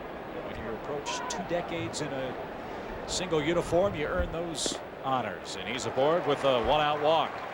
Larkin, a royal pest, is on for the 3rd straight time in the game, and that's danger with Boone, Griffey, Kearns, and company coming up. Aaron Boone, after faking a bunt last time up, took this one down the line and hit it out of the park.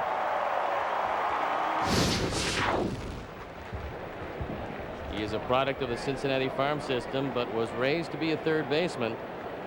This year having to shift across the diamond and learn second. Amazing thing about Boone, you get lost in the fact of all the power. He can run well, too. Over 30 stolen bases last year for Cincinnati. Well, his brother got better and better as his career moved along, and Aaron appears to be doing the same thing. Hot shot. That is foul over at third. Bruce Dreckman skipped the rope. You have to admire the fancy footwork. But he was standing right on the line. He had a good look at it, and that was a rocket. Right now, Estes better make some better pitches because the Reds are getting awfully good swings at him. And we'll see how patient Dusty is. Nobody up at the moment. No balls and a strike. Little chopper toward Bellhorn. He'll wait on the ball. Second base wide, but good enough to get Larkin. Good stretch by Grunzelanek. 2 outs for Junior.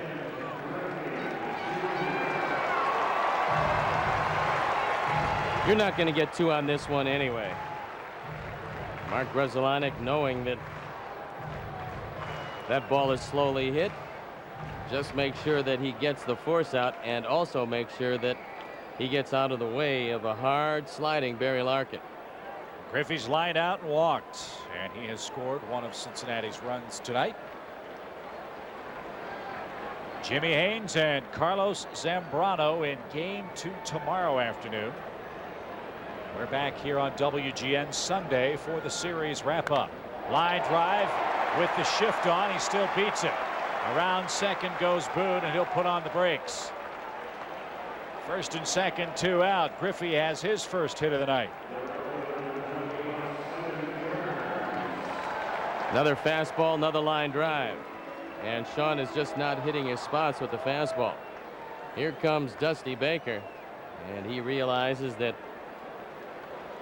Estes is getting hit awfully hard right now. So while the Cubs skipper meets on the mound with Estes, we'll update you on the other baseball. White Sox have their home opener going, and the Tigers facing their final at bat. Long rain delay at Comiskey, or U.S. Cellular Field now as it's known. But it looks like the White Sox have found a remedy for their slump. Bring the Tigers to town. And although those Tigers are very young, it's going to be a long year. They've got some talent, but it's a while away from maturing in the major leagues. And Dave Dombrowski, the GM, is going to witness a lot of losses this year before those guys mature. Right now it's 5-2 in favor of the Sox. Seattle earned their second win. They beat the Rangers 6-4. Another team that's going to have problems this year. Here's Kearns with 2 on and 2 out. And that's over but low. Yankees are visiting Uncle Lou Piniella and leading 3-1. Yankees apparently getting some good news on Derek Jeter. He might only miss 4 to 6 weeks with that shoulder separation. And when they first looked at the MRI, they thought maybe up to 4 months with some surgery. Jeter apparently is going to get a second opinion just to make sure, but word is that, at least on the wires, the Yankees very encouraged about that bit of news. This is a real clutch situation for the Cubs and Shawn Estes, because this is a lively park. 5 runs is not an insurmountable deficit. But you've got Kearns to get by and hold a score right here. 2-0. That's a good idea. Change some speed. 2-1 your count. We'll take another look at it. Estes puts it in a good spot, but he's gotten a lot of pitches up tonight, and he doesn't throw hard enough these days to get away with that too often. And a concerned Larry Rothschild pacing in that dugout. 3 balls and a strike. You've got the left-hand hitting Casey in the on-deck circle. Elsewhere in the junior circuit, Boston playing much better baseball, beating Baltimore 5-1. The Royals, guess what? They've scored early. They lead at home against Cleveland 1-0. And Toronto's visiting Minnesota for the first time tonight. Line drive up the middle. That's trouble. Here comes Boone around third. He's going to score without a throw. It's 8-2. 3-1 count. Kearns had all the best of it. We'll Take another look at a very good young hitter. Austin Kearns takes it right back up the middle. It has not been a particularly good night for Shawn Estes tonight.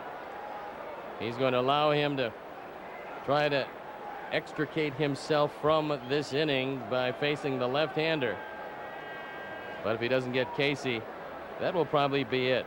And I'm thinking if he does get Casey, that will probably be it. 8 runs for Estes, only 4 of them earned.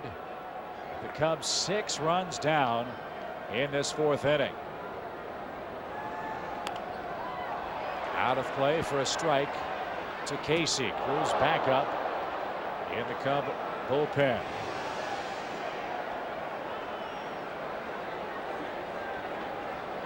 Dodgers play later on tonight out in San Diego. Darren Dreifert will take the mound for the first time since the middle of the 2001 season. 2 arm surgeries, and he threw great this spring. And that's a great story. High fly ball left center field, but Patterson's got to play, and the inning is over. Rough night for Shawn Estes in his return to Cincinnati. He's given up 8, and the Cubs trail by 6. I love the way you've decorated in here.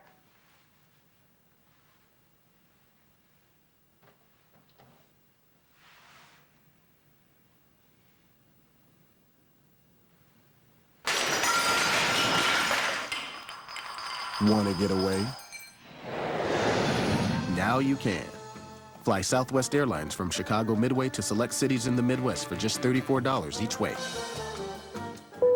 You are now free to move about the country.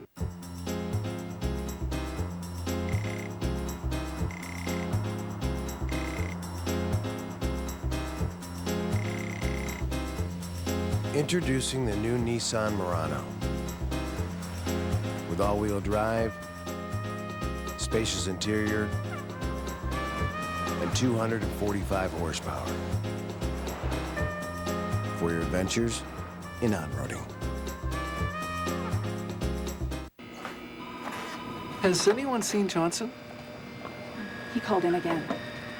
Must really be sick. What'd he get? Order Comcast digital cable with HBO for only $39.99 a month for 3 months. I heard they gotta fly the grandmother in.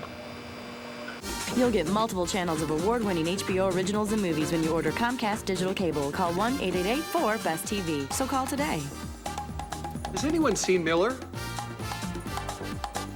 Reba's trying safe dating. Ben and I used to safe date all the time. Not safe enough. Reba. Tonight at 11:30 on WGN. Tonight, is Saddam Hussein alive? What experts are saying about the latest tape and what it could mean for the war with Iraq. Tonight on WGN News at 9. Amazing thing about Major League Baseball is the international flavor, and we'll show you about which we speak as we look at our Illinois Lottery fun fact. And as we move along, you'll see more guys coming from Cuba and a lot more guys coming from the Pacific Rim. And it is truly an international game. Cubs down 6 runs, top of the order here in the 5th inning. Graves with 64 pitches unofficially, and he's the only man in baseball born in Vietnam. That one tapped off Grunzelanic's foot, and he's down 2 quick strikes. Sosa lurking third in the Cub dugout. Cubs got a pair in the 4th. Graves continues to be tough, this time in the starting rotation for Cincinnati. They do have very good bullpen should he falter. 3 lefties and 4 righties are down there, anchored by former Rookie of the Year Scott Williamson, who's back from his elbow woes. Before he went on the shelf, he had as good a stuff as anybody in baseball. Line into center. There's a good start. Grunzelanic aboard.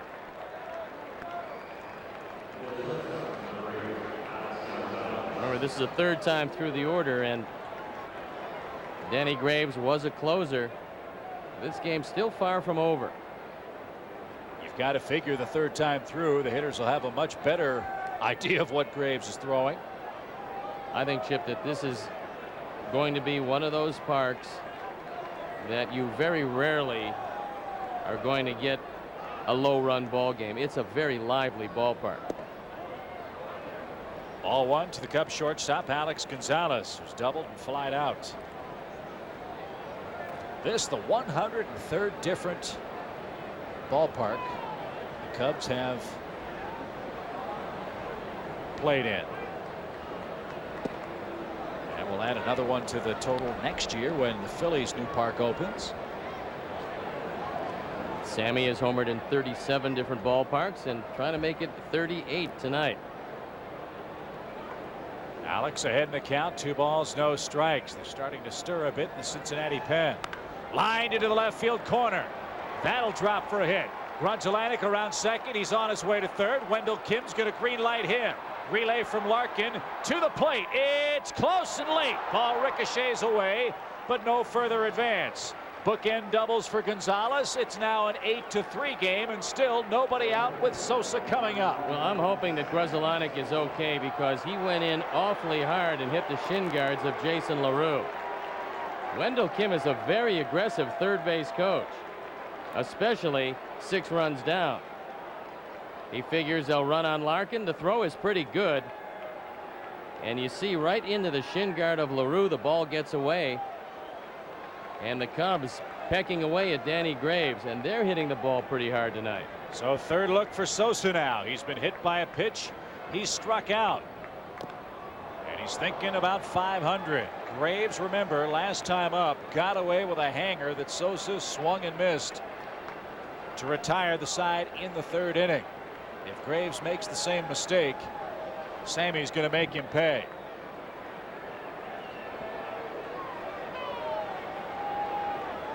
Long ball here would be real nice. Natives starting to stir here in the 0-1 to Sosa. Swing and a fly ball, shallow right center field. Kearns will make the play. And he's got a terrific arm. You're not going to run on him. 1 out. Sammy 0 for 2. Well, Kearns does have a very good arm, but he airmailed the catcher once, and Chip, there's no reason to throw that ball all the way into third, because Gonzalez isn't going anywhere. Get it to the cutoff man and save yourself any potential risk of making an overthrow. Alex stands at second with his first RBI of the year. And I would think that Moises, who had a misplay in left field, would like to make amends here. He's off to a terrific start this year. The Cubs need to get him one at a time. He's right on top of that plate with 1 out. Graves got it by him. Strike 1.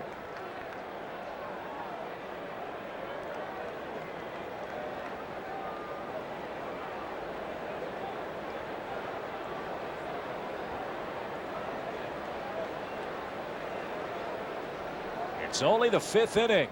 Cubs down 8-3.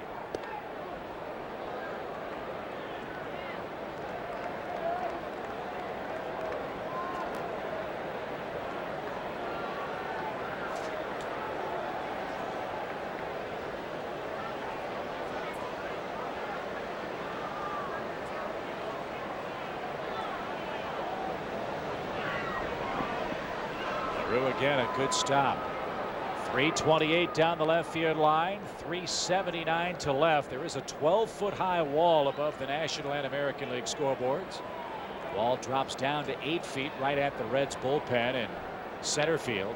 404 to straightaway center, 370 to right, and 325 down the right field line. And right where it says Ohio Lottery is a place that the ball just flies out, and that's in straightaway left center field. That's the hitter's jackpot for sure. 2 balls and a strike. Another hanging breaking ball, and again Graves gets away with it. Well, he said, Stoney, he was getting in touch with his feminine side with that manicure. Well, 2 artificial nails to stop blisters on his index finger and middle finger on the throwing hand. If he goes into showbiz, he's going to be okay. 2 balls, 2 strikes. Alex, a good lead out at second. See if Graves has the same idea. He's backed up Alou twice and come back with the breaking ball. He's got a full count now. Moise is one of the better contact hitters on this team. You would think Graves would go with another breaking ball, although it has been hanging, and that's a dangerous pitch. LaRue sets up outside. It is a breaking ball, and he hammers it into left. Dunn plays it on one hop. Cubs have runners at the corner now with one out. Now Lou thinking along with you and me. And that's why Moises is such a good hitter. You might make a mistake in one at bat, and 3-2, he knows first base is open. He hangs it. Moises drives it into left field. And these two teams are blessed with outstanding pitching coaches. Larry Rothschild and Don Gullett, who you see right there, are the two guys that are as well respected in this game as any two pitching coaches anywhere in baseball. I can't think of another pitching coach. Obviously, Larry Rothschild's situation with the Cubs far different from that of Gullett. The Cubs blessed with great pitching throughout the system and certainly from top to bottom on the staff. Reds have had to take on some projects, and Don Gullett has found a way to get the most out of a lot of guys that have been given up on by other major league teams. Well, there's a way of communicating with pitchers where you just suggest things to them, and eventually, if they're smart and open to any type of help, it'll dawn on them that maybe they should try this and try that, and Gullett is a master at it, and so is Larry.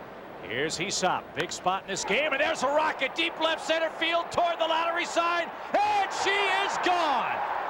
The Ohio Lottery. Hello, ball game. The Cubs are back in it, and that's what Choi can do. Line drive rockets to left center field. That's why they're so excited about him in Wrigley Field, because that's the home run alley there, and apparently it is here. So the Cubs and Reds finding out about the great American ballpark, and he hits a laser beam and hits the jackpot, his first homer of the year, and the Cubs are inside of 3 on that scoreboard. 8-6 your score, and with this Cub bullpen, you feel pretty good about shutting down the Reds, but we'll see. Here's Patterson, a 4-run 5th off Graves, and now the Reds pen goes to work. There's Dick Pohl and Dusty Baker seeing their team claw their way back in it.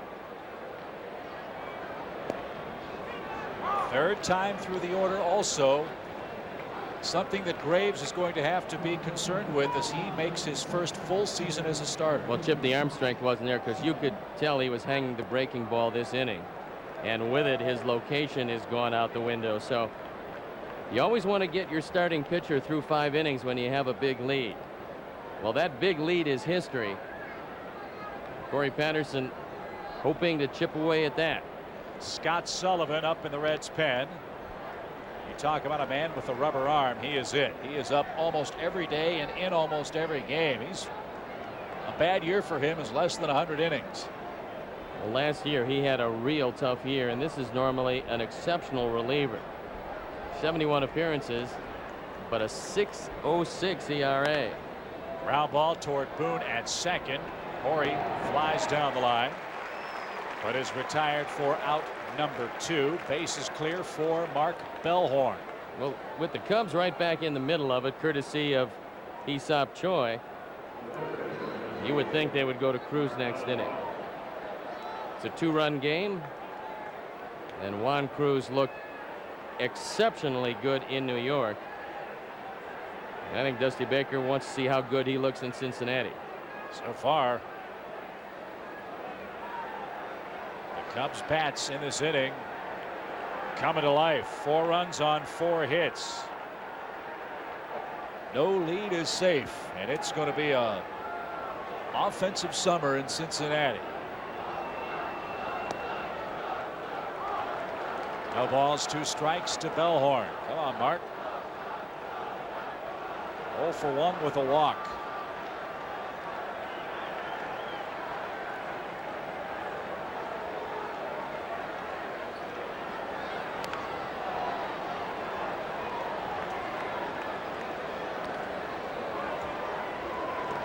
You can tell the scouting report on Mark Bellhorn, and it's breaking balls and off-speed pitches. And Danny Graves right now is not real happy with the spin on his curveball. I would think that this would be the last inning for him. His spot is due fourth in that fifth inning. Pitches really piling up for him. He came in the low 60s. He's been out there a while here in this 4-run Cub uprising in Cincinnati. Right down the middle of the fastball, and that retires the side. Hee-Seop Choi wins the Ohio Lottery, a 3-run homer to bring the Cubs to within 2. It's an 8-6 score.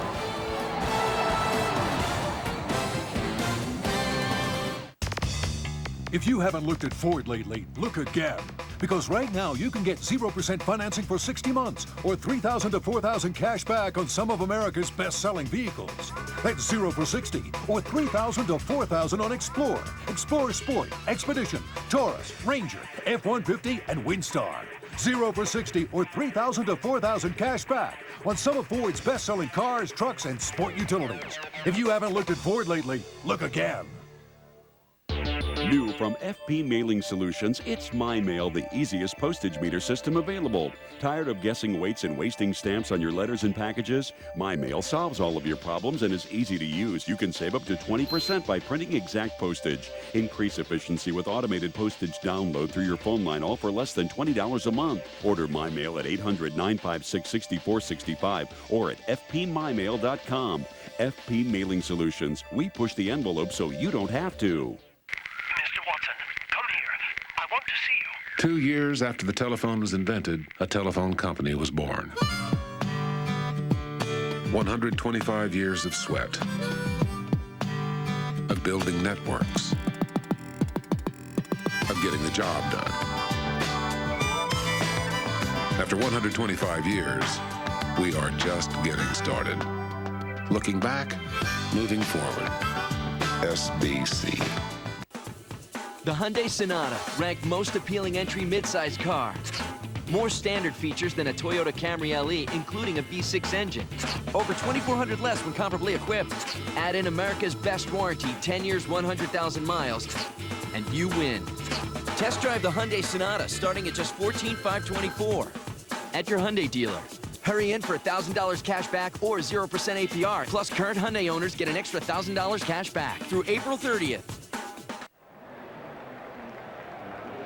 Hee-Seop Choi's first home run of the 2003 season makes it an 8-6 game. And the Cubs now turn things over to their bullpen. And Steve, you can't have a better debut than Juan Cruz did for the Cubs in New York at Shea Stadium. He did something that only one other Cub reliever did in franchise history. Well, he's also on a streak. 6 strikeouts.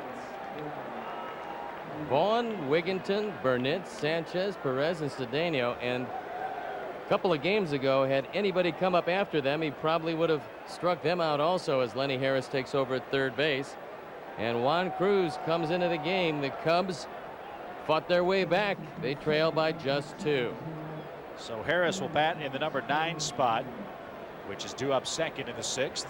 Cruz bats in the vacated spot of Mark Bellhorn, which was 7th. So here's Larson. And he pops the first pitch up back toward us and out of play. Larson has never seen Cruz. Cruz has never seen Larson. Advantage Cruz, especially when he throws him that first slider. That was the amazing thing about Juan in New York. He had all 3 pitches and he was able to change speeds with all 3 pitches. He really had those Met hitters off balance.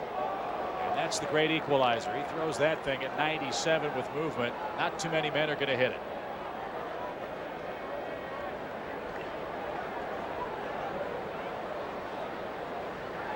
This Cub bullpen certainly has a lot to prove this season.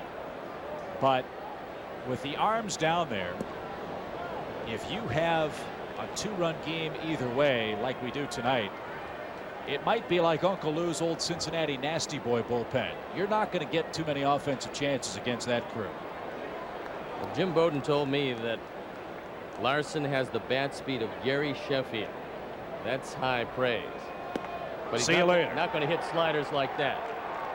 7 straight strikeouts for Juan Cruz out of the bullpen. Wow. Take a look at where Miller wants this, and take a look at where Cruz puts it. It's absolutely a perfect pitch. And for you folks looking on home, nobody hits that one. If Cruz throws it there, it's absolutely unhittable. He struck out 7 men in a row. Tougher challenge, though. Left-hand hitting Adam Dunn. He's homered, he's walked, and he's scored twice. Dunn is not going to hit the good fastball inside. And if you throw it there, you're going to be able to throw it by him. But we saw just how much power he has. But you don't strike out 170 times because you have good plate coverage.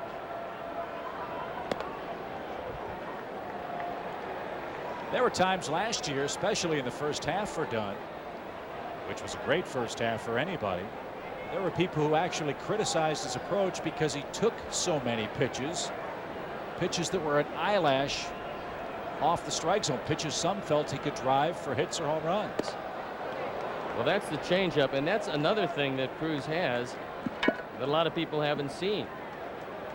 If you can throw 97 and have a pretty good slider and follow it up with a changeup, just keep it anywhere close to the zone and you're going to be in good shape. 1-2 to Dunn. Evens up the count.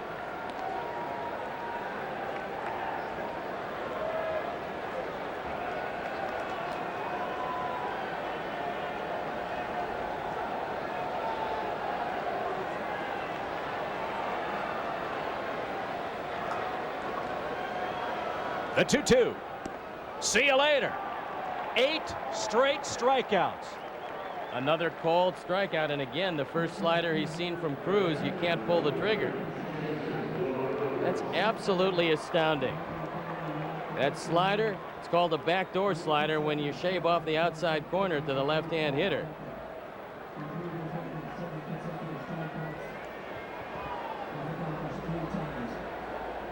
That's absolutely astounding. A new Cub record, 8 straight strikeouts for Juan Cruz.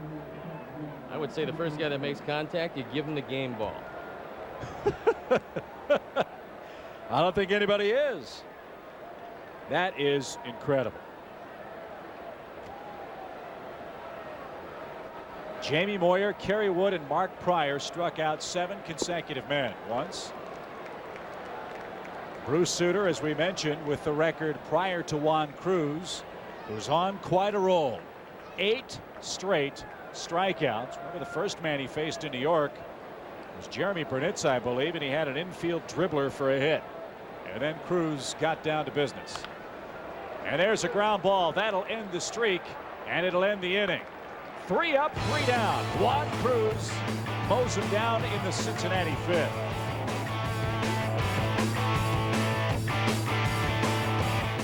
Halibut with polenta cake sounds good. Oh, but polenta sometimes makes me break out. I will get, a vegan club sandwich.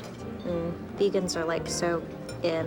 Is the salmon East Coast or West Coast? That'll just do a number on me. I can come back later. Crab cakes. I had crab cakes last Sir? Tuesday. Porterhouse, medium, rare, slaw, Cobb, ranch, blue, fries, baked, toppings, all of them. Oh, here's something. Coconut dipped shrimp sauté with pilaf. I like pilaf. Hey! That thing got a Hemi, right? Yeah! Well, now I got a Hemi, too! But I got something you don't got! Check this out! Dodge Ram 1500. The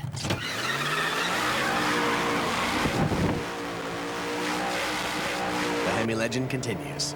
Grab Dodge's 770 Powertrain Limited Warranty, plus 0% financing or $2,500 cash allowance. Ford, Chevy, and Toyota don't match this.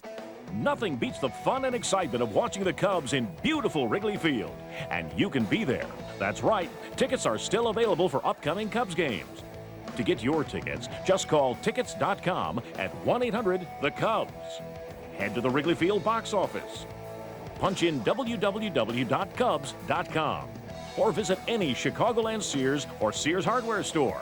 Don't wait. Catch all the Cubs action firsthand and get to the game. This copyrighted telecast is presented by the authority of the Chicago Cubs and may not be reproduced nor retransmitted in any form. And the accounts and descriptions of this game may not be disseminated without the express written consent of the Chicago Cubs.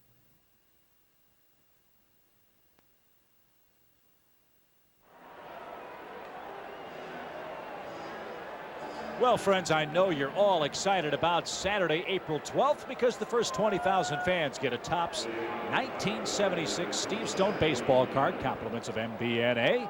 The Cubs will battle the Pirates at 1:20. For tickets, call 1-800-THE-CUBS. And Steve, in the spirit of opening day for the Reds, they had the Pete Rose lookalike be the honorary Grand Marshal for the season opening parade. We have an honorary Steve Stone lookalike here in Cincinnati. I could have spent my whole life and never got a mustache quite that full. So here we go to the 6th. Scott Sullivan is in for the Reds. He of the rubber arm and the odd angle of delivery. Side-wheeling right-hander who always appears in over 70 games a year. He's done that 4 years in a row. Reds also bring in Felipe Lopez to play third base on the double switch. Sullivan will bat 6th. Lopez will bat 9th. And Miller, 1 ball, 1 strike. There's a look at the young man that they believe is their shortstop of the future. They got him in a 3-way trade. Over the screen and foul by Miller. Damian's first Cub hit, a 2-run scoring 4th inning single. This thing's not over by a long shot. Not in this park. Not with the Cub pen, and certainly not with Cincinnati's pen. They've had a few problems there in the young year.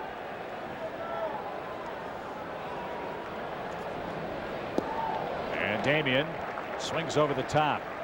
1 up, 1 down for Lenny Harris. Sullivan has some problems with left-handers because when you throw from the side, a left-hander sees the ball a lot better than a right-hander. Last year, that .606 ERA with 93 hits in under 80 innings shows you that he has some problems. However, right-handers have some problems with him. So let's see if Lenny Harris can start things off. Big cut and a miss. Want to thank Lenny for directing Steve and me to the field today when we got to the ballpark and the clubhouse. That's rule number 1 in a new ballpark, is be able to locate the field.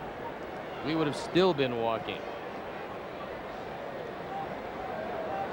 Lenny played for many years with Cincinnati, broke in with them in 1998 or 1988, I beg your pardon.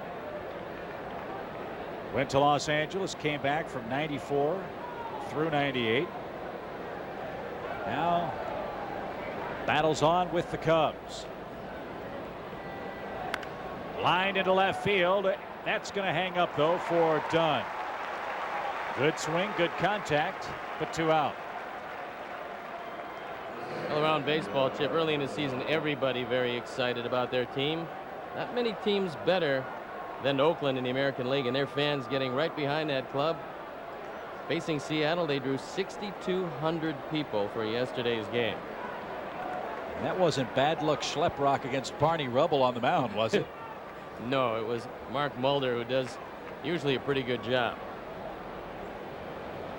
Here's Grzelcyk. He singled and scored in that 4-run 5th. In order for them to have a real good year, they have to have comeback years out of Sullivan and a whole lot of others out of that bullpen, Gabe White among them. But Williamson is a key. Cubs would love to have a 2-out uprising here. Give Sosa a chance to turn the game around. It's 8-6 Cincinnati. Still more than a third of the game left. Driven foul. Well, you alluded to that 1990 team that had the Nasty Boys, and it's been a long time since we've seen any bullpen resembling that. Randy Myers, Norm Charlton, and of course Rob Dibble, and they all threw in excess of 95 miles an hour. When they weren't punching out the opposition, they were punching each other out. with Uncle Lou at the helm. Well, that's the year they went wire to wire. What a team. Never trailed one day of the season.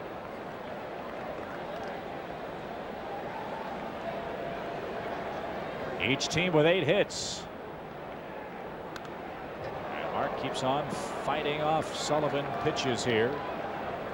Reds will have Lopez, Larkin, and Boone coming up in their half of the 6th. We mentioned Cincinnati 0-3. Last time they started 0-3, they won 96 games that season. That was 1999. They missed the playoffs, though.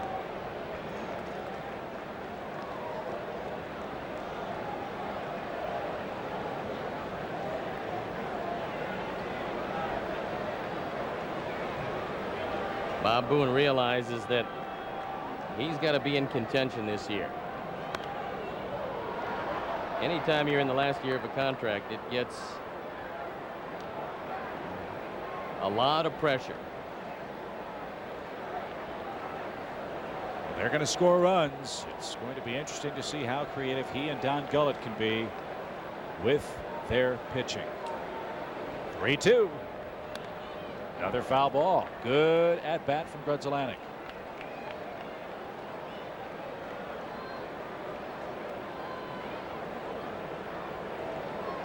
There are some Cub fans that made the trek down here, and there are a lot of folks for the Hot Wheel convention at our hotel. Tell you what. Boy, that's an interesting crew. Yes, sir. High pop up, out of play. Few family trees that aren't forking. Grudzelanek keeps the at-bat alive. Let's pause quickly for station identification. This is America's #1 sports station, WGN-TV, Chicago's WB.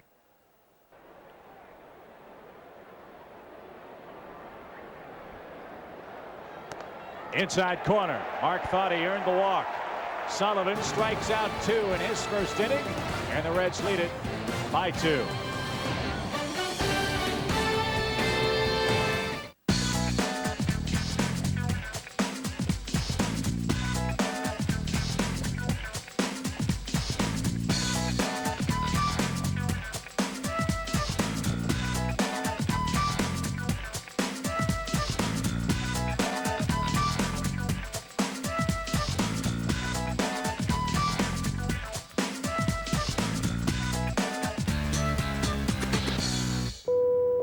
Free to move about the country. Wait until he sees you. Especially in that pink dress. Oh, he is gonna go bananas. Isn't he precious? Yes, he is. There's fun for some, and there's fun for all. Play instant games from the Illinois Lottery. Players have more fun.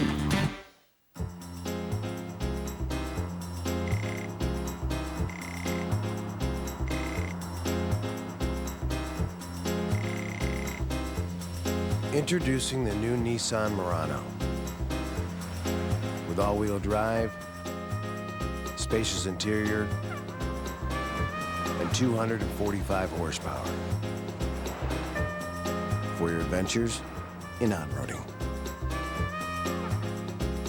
On the WB Friday, is Val getting busy with her boss? I don't think of him in that way. Have you looked at him? All new what I like about you. Then, love advice from Dad. A woman shouldn't be clingy. There you go again. Being clingy. Really? Is this clingy? All new greetings from Tucson, followed by Reba. Plus, sometimes hiring is easy. Do you have any experience? Yes. That's impressive. The new WB comedy, Grounded for Life.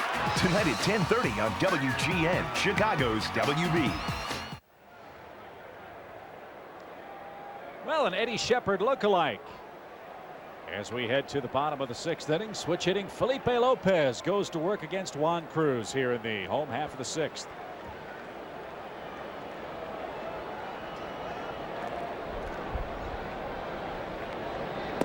Lopez, part of that big trade. He came over from Toronto. Elmer descends, went to Arizona. Rubio Durazo to the A's. And Toronto got right-handed pitcher Jason Arnold to complete the deal. That was 10 days before Christmas.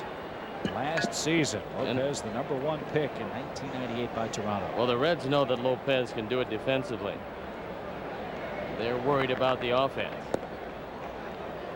And he hit just .227 last year for Toronto. But they feel that he's young enough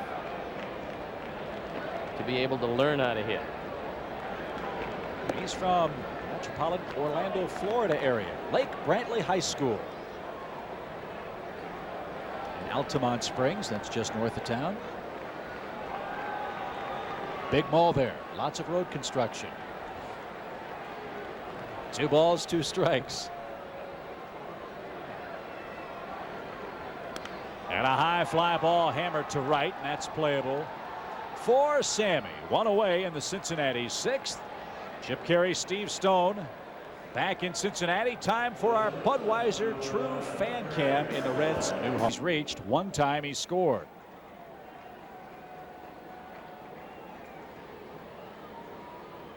Talking to Barry before the game, he asked, how's Cruz throwing? I said, pretty well, and he just rolled his eyes, shook his head, and walked away.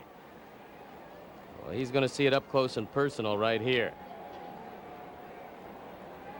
4 guys faced, 4 guys retired.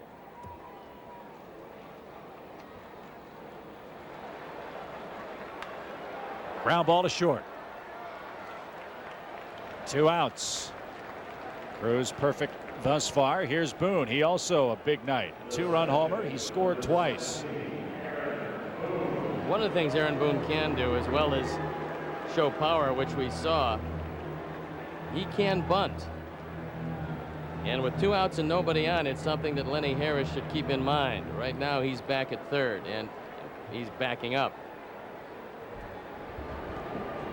Tried to buckle him with a breaking ball, but missed. Up and in. Hope our old pal Jason Beret is doing okay. Shoulder pain puts him on the 15-day DL for the Cleveland Indians today. Jason, a class act, who really had some bad luck last season for the Cubs.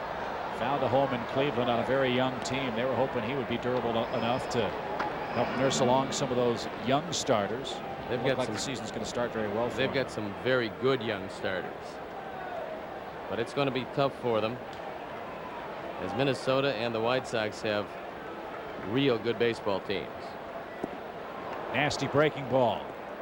1 ball, 2 strikes. White Sox got their first win. They beat the Tigers 5-2. Esteban Loaiza, 6 2/3 of very good work. Joe Creedy a homer. That's not the last one you're going to see from Joe Creedy, who's going to be a real good ball player. 1 ball, 2 strikes, base is clear.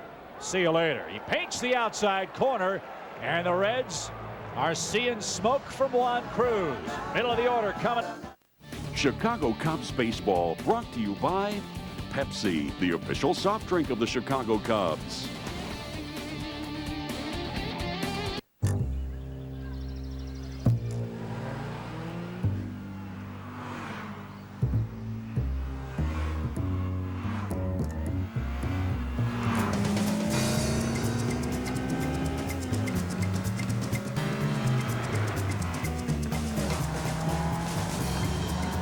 Introducing a new level of performance from Acura.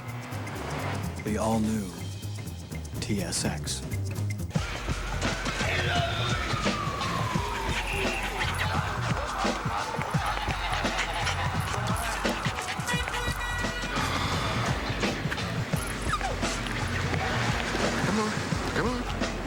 Come on. The dog. Yeah, it's kind of like that. Sierra Mist. Taste one shockingly refreshing lemon lime. I gotta get me a dog like that. Get the best values in America from Dodge. Take our best products like the 250 horsepower Dodge Intrepid SXT, the restyled Stratus SXT, and the sporty Neon SXT. Plus our best warranty, Dodge's fully transferable 770 powertrain limited warranty. Plus our best deals, like up to $3,000 cash allowance or 0% financing for 60 months on Intrepid and Stratus. Add it all up, it equals the best values in America. See your Dodge dealer or visit Dodge.com. This portion of Chicago Cubs baseball on WGN is brought to you by Dodge. You can take life as it comes, or you can grab life by the horns. Dodge. Juan Cruz has a blazing fastball early this year out of the bullpen. And now the Cubs bats have to come to life. Down 2 runs with 9 outs to give. They're going right through the heart of the order. And the on-base percentage for the first few guys in the order has been terrific, and that's why the Cubs are scoring as many runs as they are. Gonzalez, Sosa, and Alou. 3 right-hand bats. First pitch popped up. Shallow left center. Easy play for Barry Larkin. 1 man down. Sammy Sosa, the right cannot fielder, wait number 21, Sammy Sosa. To get a good foothold in that batter's box.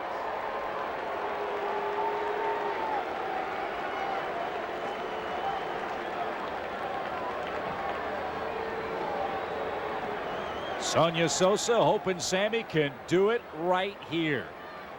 He would draw the Cubs to within a run. You see the flash bulbs popping all over the ballpark on every pitch thrown to Sammy Sosa. Everybody hoping to get a lasting, indelible image of Sammy's 500. This is a man he's hit very hard. 3 lifetime homers against Sullivan. That one too far to offer. 8 hits and 23 at bats for Sammy. The last 2 hits off of Sullivan have been over the boards. When you're a side wheeler and you leave it over the inside part of the plate, it becomes very easy to hit. 1 ball, 1 strike. And he expanded the zone that time. He's a little anxious. 1 and 2.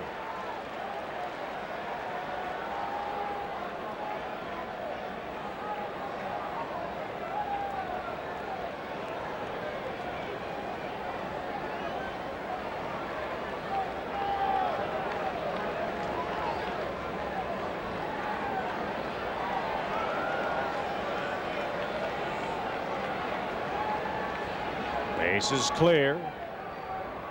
And a high fly ball belted right center field. There it goes. Number 500. Sammy Sosa earns that ticket to Cooperstown.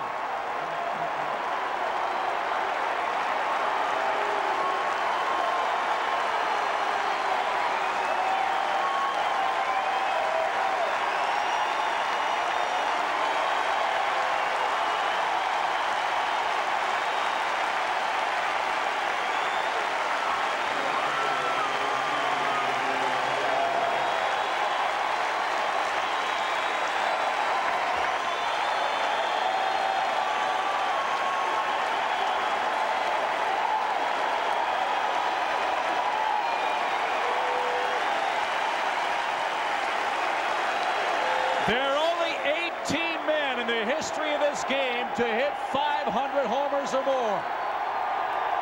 And a standing ovation in Cincinnati for Sosa, who hit a rocket to right center field. Chip, it's only fitting that the home run went to right center field because Sammy is one of the most powerful opposite field hitters the game has ever known. That was a line drive rocket over the 370 sign, no doubt about it. And it pulls the Cubs to within 1. Only 4 of the 17 men to hit 500 home runs or more before Sosa just did it.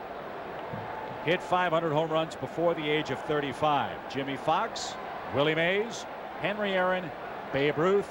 Add Sammy Sosa to the list, whose last 3 hits against Scott Sullivan have left the ballpark.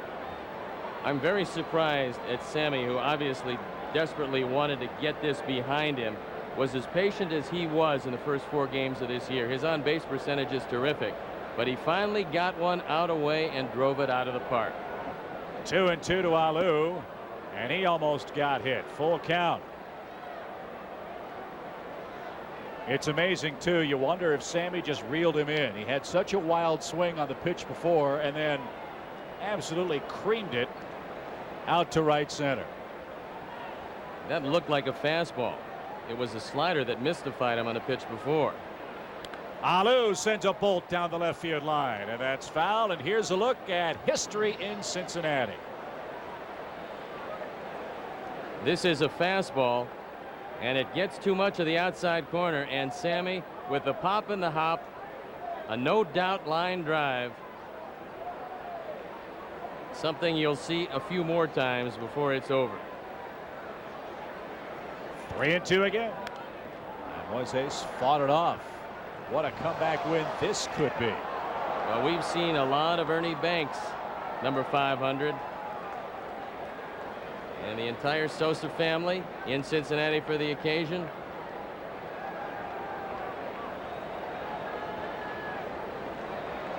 They could see a couple hundred more before it's over. Chances are good. 3-2 to Alou, who asks for time. It's amazing. We talked about this in New York.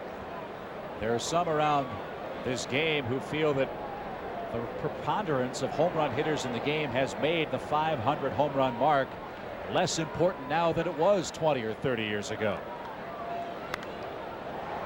Yeah, those are the guys that haven't hit too many home runs, because everyone in that exclusive club, number one, it's almost a guaranteed trip to Cooperstown, and number two, you've got to be durable, you have to be strong, you have to be a tremendous hitter, but you have to spend a lot of years in this game.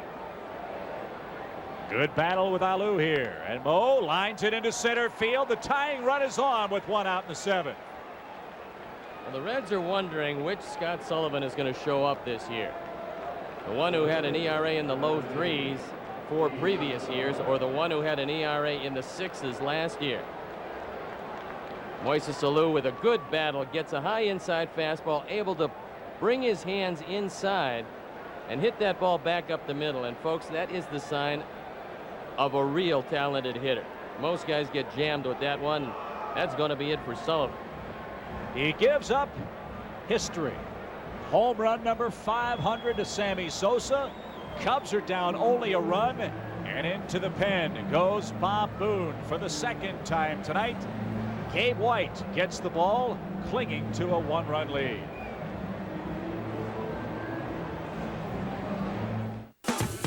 The Hyundai Sonata, ranked most appealing entry midsize car. More standard features than a Toyota Camry LE, including a V6 engine. Over 2,400 less when comparably equipped. Add in America's best warranty, 10 years, 100,000 miles, and you win. Test drive the Hyundai Sonata, starting at just $14,524 at your Hyundai dealer.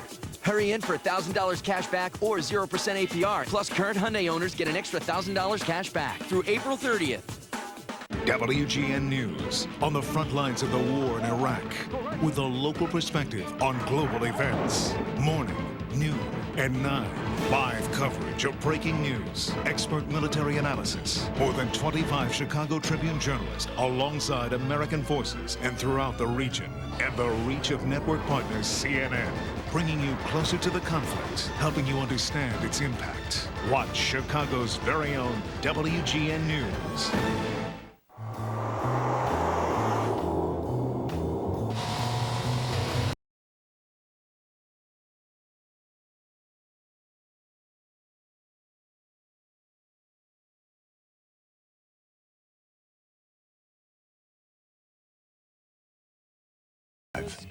Clear. And a high fly ball belted right center field. There it goes. Number 500. Sammy Sosa earns that ticket to Cooperstown. So it's a 1-run game. Reds go to the pen. Gabe White against Hee-Seop Choi, who hit a 3-run homer his last time. And Hee-Seop not at all phased, Steve, in his spring training at bats or early in the season. Lefty righty doesn't bother him a bit. Gabe White has a good fastball, but it's straight. And this is a confidence builder with Dusty Baker letting Choi face the left-hander.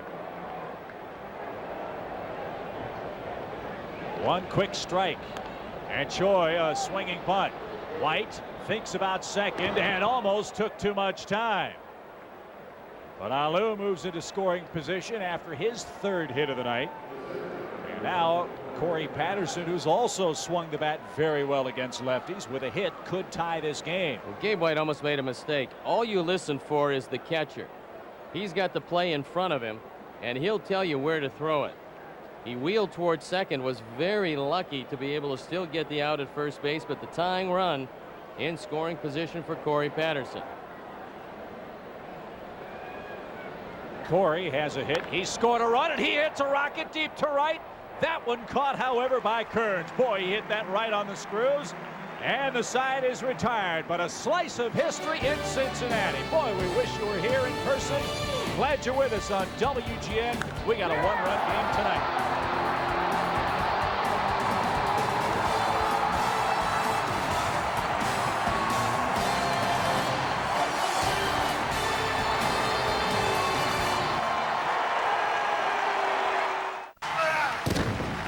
The toughest leg of the strongman competition, Norm, the Bud Light Industrial Fridge Pull.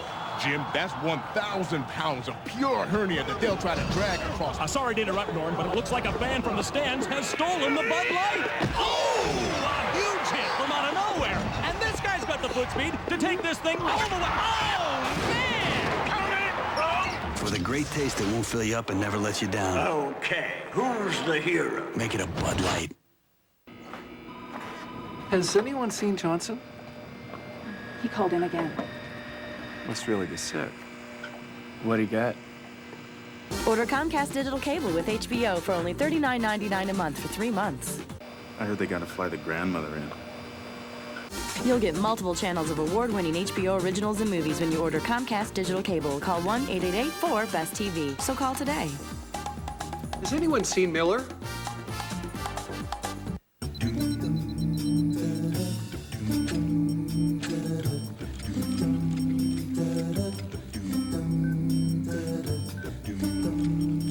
No matter where you buy your gas, it can be a painful experience or a delightfully rare occurrence.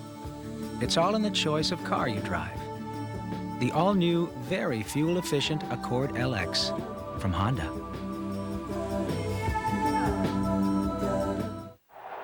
Are you trying to get the best seats to a Cubs game this summer?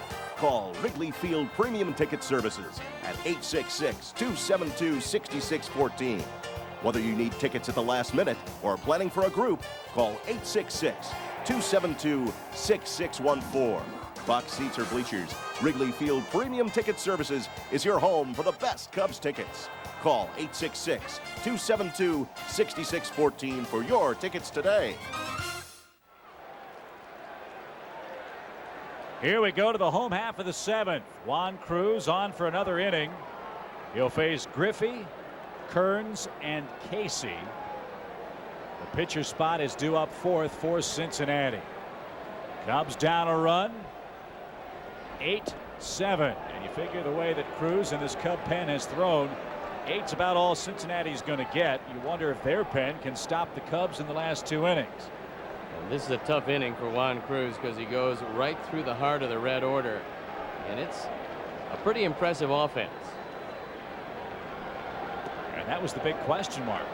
Coming out of spring training, the Cubs collectively were not swinging the bats well, weren't making a lot of contact. We've seen very little evidence of that strikeout bug in the first 4 games of this year. They're making contact, and for the most part, they're hitting very well situationally. Griffey sends a high drive into right center, but he got under it too much. 7 up, 7 down.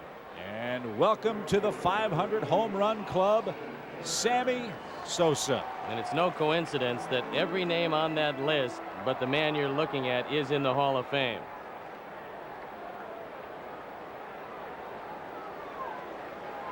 Fans here in Cincinnati have a great sense of history, and it was wonderful to see the curtain call and a standing ovation for Sammy Sosa.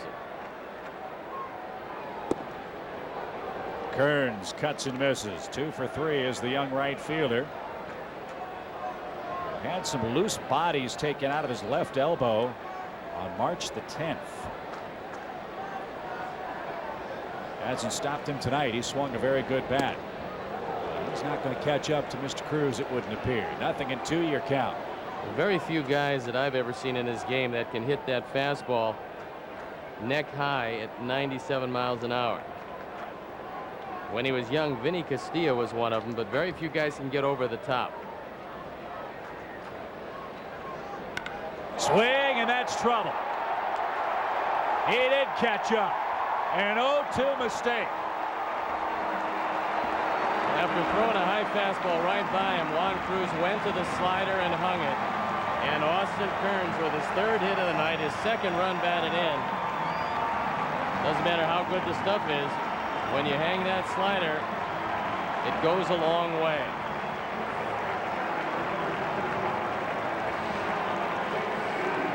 Watch it again. It's supposed to be low and away, and the slider just hung over the middle part of the plate. And this is why they're so excited about Austin Kearns. Why not? 3 hits tonight. He scored 2, knocked in 2. And the Reds, with a little bit more breathing room, lead it 9-7. Little ground ball by Casey. You got plenty of time with him running. 2 men out.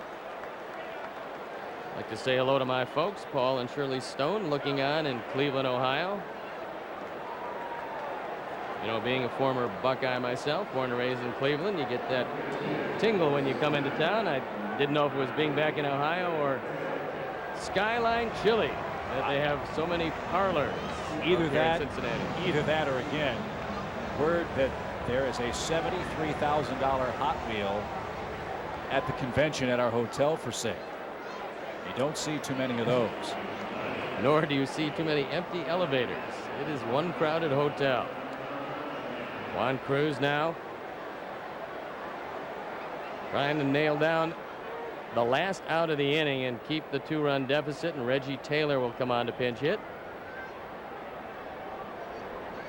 Sure, Miller talking to him about the bunt possibilities. Taylor can really run, and he smacks that one into center field. A 2-out single. Let's see if the Reds turn him loose here. Well, what a night tonight. 29 years ago, Henry Aaron hit his 714th across the street at Old Riverfront Stadium. Tonight, Sammy Sosa hit his 500th. Cruz might be tiring a bit. Larry Rothschild out for a visit as Adam Dunn digs in. Great entertaining offensive game. 9-7. Like Houston, like Colorado, and like Wrigley Field when the wind's blowing out, pitchers are not going to enjoy this particular park, I wouldn't imagine. Well, for the Hall of Famer Marty Brennaman, who's broadcasting just to our right with his partner Joe Nuxall, who has seemingly been around forever. When they do home games this year, they're not going to do too many that end quickly. This is a very lively offensive park, and some think it's going to rival Coors Field in the amount of runs scored. They better get Nuxie some no-dos. Well, he's got a very comfortable chair over there, as does Marty, but Marty says the comfortable chair is because he's a Hall of Famer. And there you see his head just sitting on the rail. Looks an awful lot like Mr. Red. How do you get one of those chairs? Those are pretty snazzy. Well, with the ticket to Cooperstown comes those very comfortable chairs. Well, we'll have to wait a while. I think so. Maybe forever. That's true. Here's Dunn. Nice night for him. Cruz off the stretch.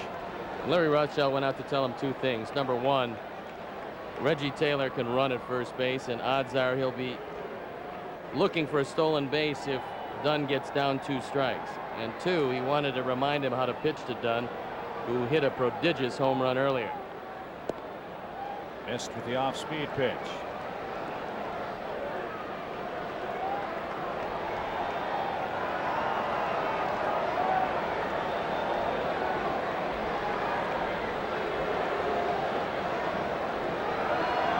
Seven Cincinnati. Taylor a big lead over at first, not going. Got that one over for a 2-1 count. Well, normally with a power hitter up, You like to anchor that guy at first to keep the hole open on the right side, but they're playing done to pull, and I would watch Taylor closely here. He's just extended his lead by a foot. Not going. Dunn takes a low. Ball 3. Big showdown in St. Louis. Houston beating the Cardinals 5-2 in that one at Busch Stadium. Marlins lead Atlanta 3-2 in the 6th. Mets over Montreal 3-0. We will see the Expos for the first time on Monday, weather permitting, in Chicago. The Expos have a very talented young club. Now you look at Dave Veras. He's loosening up in the pen. We're going to see Jose Vidro, Vladimir Guerrero, Orlando Cabrera, and unfortunately, most likely, Javier Vasquez, who's a wonderful pitcher. Full count to Adam Dunn. Reds drawing well in their home park, looking for their first win. Taylor runs, and it's popped out of play. Pirates went to 4-0. Reggie Sanders, his 4th homer in as many games to lead the Pirates to a 4-0 record. What do you think the temperature was in Colorado with a 2-1 game at Coors Field? Probably not too high. Sean Chacon outdueled Byung-Hun Kim in that one.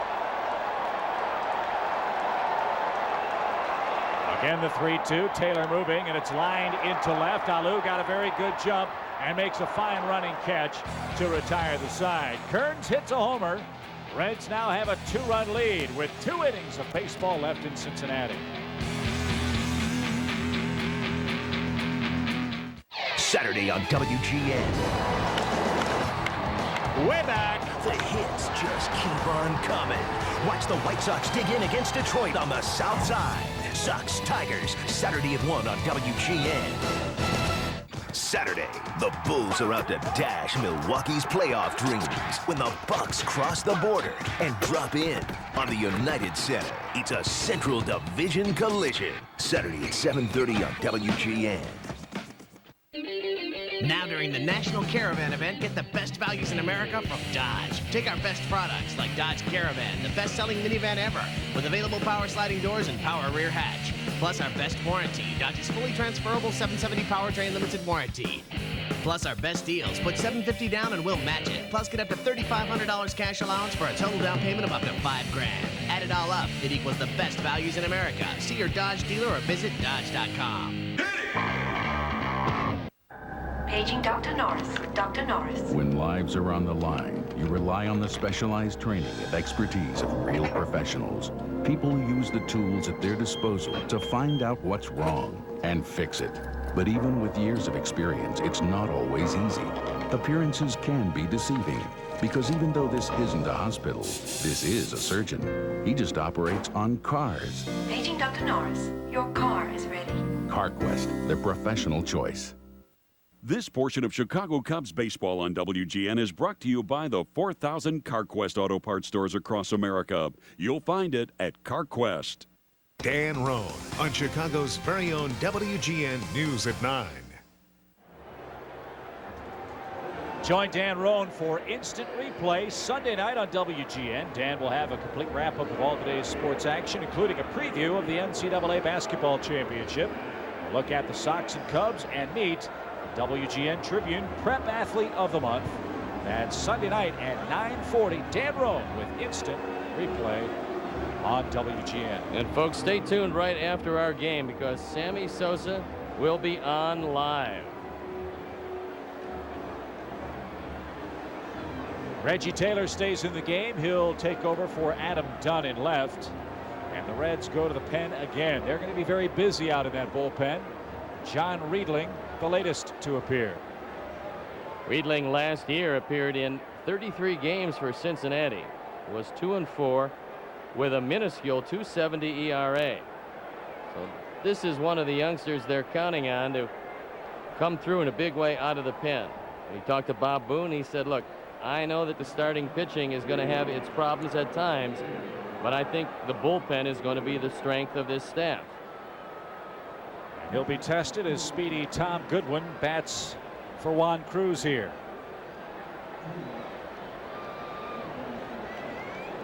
8th inning already. 16 runs, 20 hits combined as the Cubs and Reds meet for the first time as Central Division rivals in 2003. Should be a fun race. No perfect team in the division. Reds are going to score a lot of runs. Can they pitch enough? Houston's going to score a lot of runs. Can they pitch enough? Cardinals are going to score. Can they pitch enough? I think the key to all of those teams you mentioned, as well as the Cubs, Chip, is going to be production out of numbers 4 and 5 in the rotation. The top 3 is pretty good for all of these teams. The 4th and 5th starters is going to tell the tale on who wins a very competitive National League Central. That ball stayed high. Scott Williamson, their closer, getting ready in case there's any difficulty. Boone has never been afraid to use his closer for more than an inning if the situation requires it.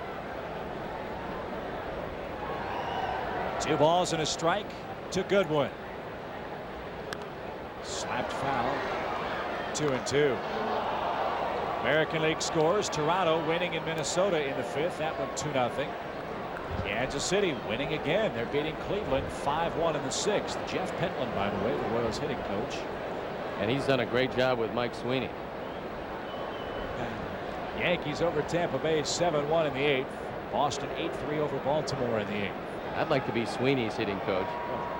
That guy can really hit. In fact, that Kansas City team is going to surprise a lot of people. They're not given much credit for the arms, but the offense. They got a rookie named, I think, Ken Harvey, who can really hit. Ibanez had a breakout season last year. Fabulous. Beltran. And Beltran's been hurt. Goodwin laid off. Tough pitch in the dirt. And the count full. Cubs would love a leadoff man here with Miller, Harris, Grunzelanek to follow. This is where you want that on-base percentage to be as high as it can be. Cubs have done a good job of that all year long to this point. Well, he swung at ball 4, and you got to figure he wanted to protect, but you have to make sure the ball's in the zone. A walk is critical. Riedling was fortunate that ball was low and in, and Tom Goodwin didn't want to leave it in the hands of Brian Runge. And now Sean Casey out to have a word. You tell him, I'm deep enough where you really have to hustle to get to the bag if there's a chopper, because Goodwin can really run.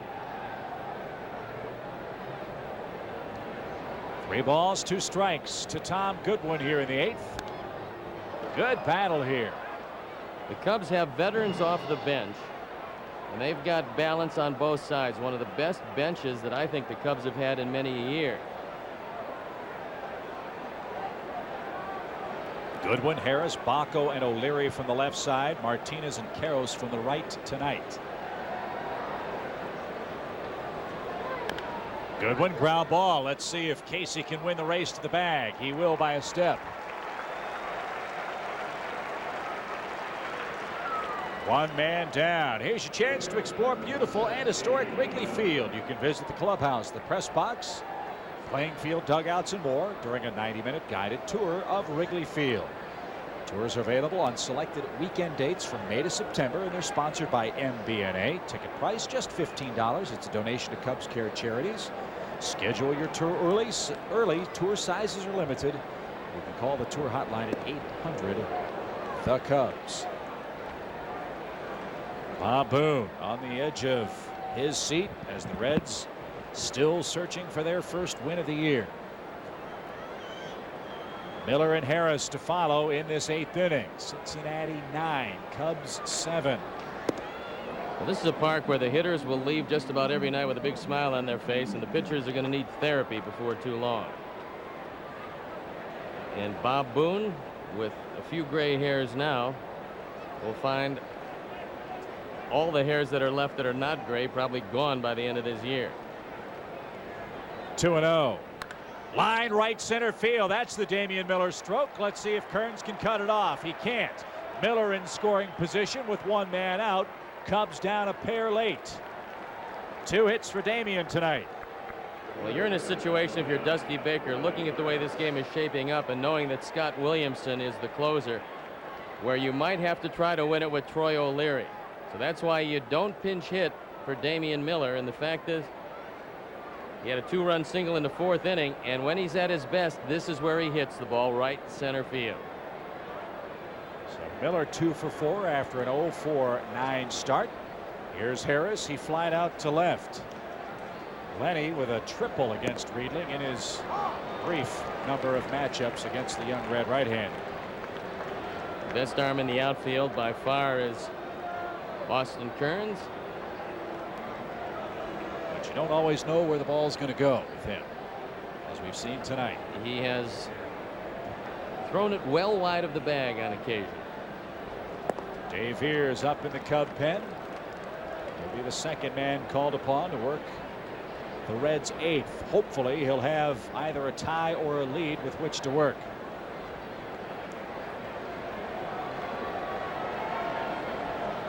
Cubs were down 7-0 in this game. It's 9-7 now.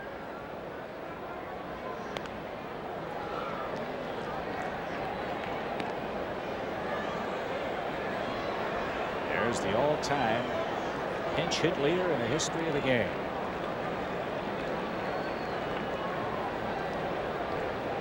He'd love to come back to Cincinnati and tie this one up. Well, right now a base hit will do, because it's hard to hit it out in right field. 1-2.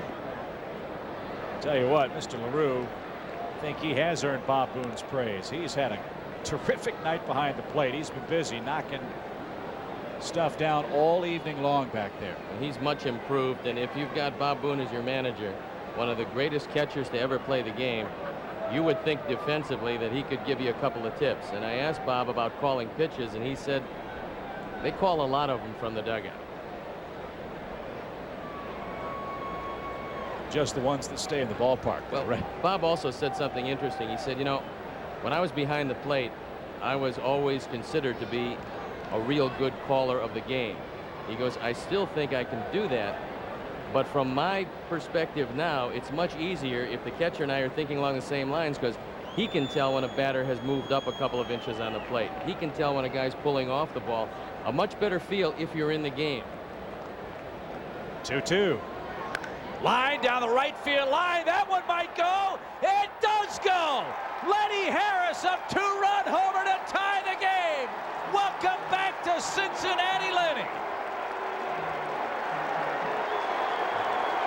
Those folks in the Cub dugout are mighty happy, and a cascade of boos rains down here in Cincinnati as the home folks a little frustrated with a pitching staff that's been unable to hold a 7-0 lead. The Cubs have come all the way back. It's tied at 9. Lenny Harris hits it just over the wall. A line drive rocket into the Cub bullpen. And just like that, Shawn Estes is off the hook, and Danny Graves can't win it. Ozias Manzanillo suffered a similar fate against the Pirates a couple of games ago. Tonight it's Riedling that has problems. The Cubs were down 7. They've come back to tie it. A different team, a different attitude.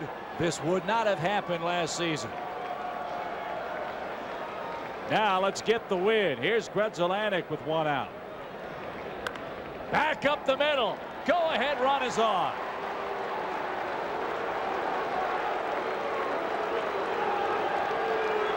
Lenny Harris with the 3rd Cub home run of this ball game. Strokes it down the right field line, and Stoney, he kept it under radar.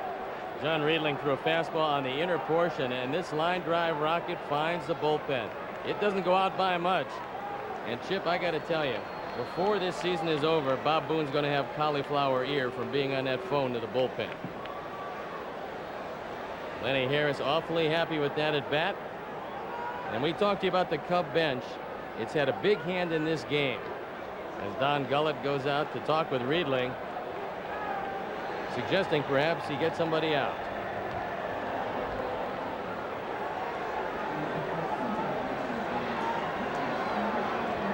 Lenny Harris is really pumped up. Well, the key to this game right now is Juan Cruz for the Cubs. He gave up 1 run in 3 innings. He bought enough time for the offense to get into the Cincinnati pen, and they have responded with 3 runs in the 7th and here in the 8th combined. Here's Gonzalez. Alex with a pair of doubles, a run scored, and an RBI tonight. Sosa hit his 500th. How sweet would that be if the Cubs could also come back from a touchdown down tonight?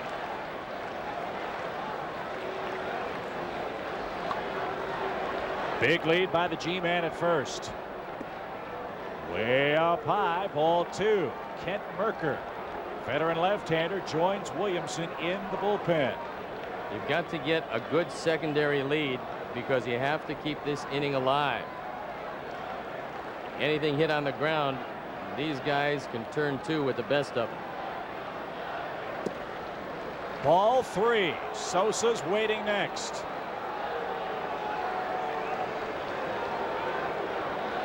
Yeah, I would think that Riedling will not be around to face Sosa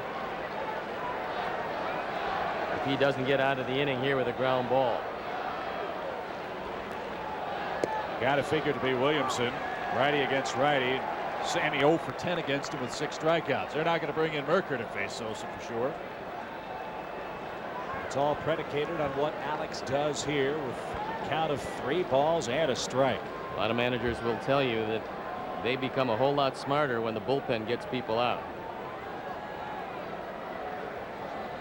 Big gap in left center, and there are 2 men on, 1 man out. Boone, another decision, and I think he's going to make it.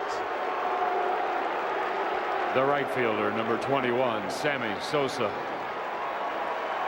Well, after Goodwin grounded out, Miller doubled, Harris homered, Grudzielanek singled, Gonzalez walked, and Bob Boone is walking again to the mound. Another pitching change as Riedling staggers. 1/3 of an inning, 2 runs, 3 hits, and a walk. 9-9 is your score. Scott Williamson, we believe, is on his way in.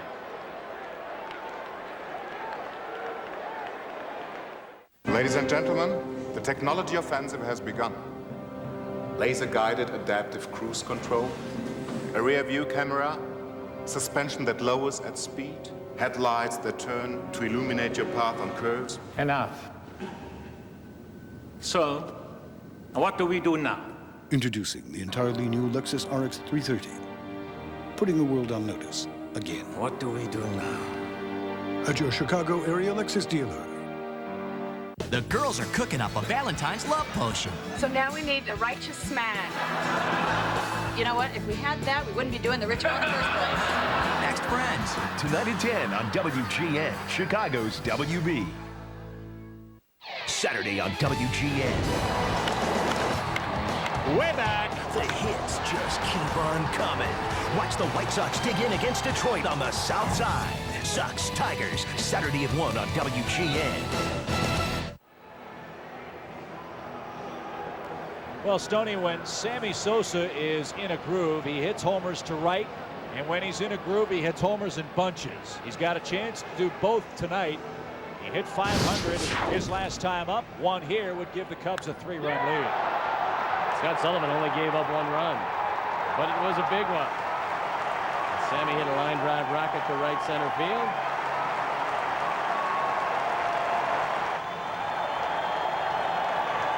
That was history. And now the Cubs look to make some themselves as a group. Coming from 7 runs down the tie. They've got the go-ahead run at second with 1 man out here in the 8th. And Sammy facing one of his nemesis in the form of Scott Williamson, the closer for the Reds. Last year, just 8 saves with a fine .292 ERA. He was used mostly in the middle. And now that he's healthy again, they've got to use him at the end because Danny Graves is a starter, not a closer. First and second, 1 out for Sammy. And that's a nasty pitch, and he took it for strike 1. Williamson has a good hard slider. The fastball used to be in the upper 90s. Those days might be gone, but he's still got real good stuff. What a game. What a way to break in the Great American Ballpark. They're going to see a lot of games like this here. And when it warms up, it's a scary thought. It might even be livelier than it is tonight. They had 34 runs combined in 3 games to start the season with the Pirates. They've got 18 tonight. Sosa down, nothing in 2 very quickly. Looking ahead to the Reds' 8th. They'll have LaRue, Lopez, and Larkin coming up. Dave Veras continues to loosen in the pen. Over the course of Williamson's career, he's averaged more than a strikeout an inning. And to do that in the major leagues, you have to have overpowering stuff. The man waiting on deck has absolutely creamed him. That's Alou, who's got 3 hits tonight. Moises has been picking everybody up in the middle of that order. He's going to be very important to this team's offensive role. Big leads at first and second. He laid off the breaking ball. Well, you would think that Williamson would be trying to get Sammy out with the slider. Not only has he thrown him 3 straight, but he's had great luck with him over the course of his career. Outfield straight away and very deep. And very tired of standing around. A lot of long innings defensively for the Reds. If Williamson hangs one of those sliders, they can't play deep enough.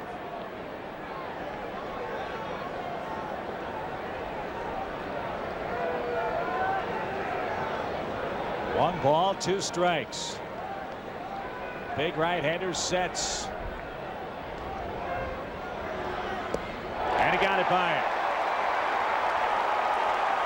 2 outs in the 8th. Here's Alou. 3 for 4 lifetime against Williamson. 3 for 4 tonight. Take another look. And that one went straight down. Sammy looking at the baseball. He hasn't seen that from Williamson. It's either a change or a split finger, but it disappeared. You see Sammy there making the signal that it was a split finger fastball. I think it surprised him. Well, let's see what Alou's got in store for us. Mark Rutzelanek at second. Gonzalez still at first. Now they're 2 men out, but a Harris homer has tied the game at 9. So far, and they puff the smoke after the strikeout. Alou backs out of the box. So far, nobody even attempting to chase Rutzelanek back at second base. He's getting a tremendous lead. This infield in Cincinnati, because it's new and because the grass is very thick, it's a very slow infield.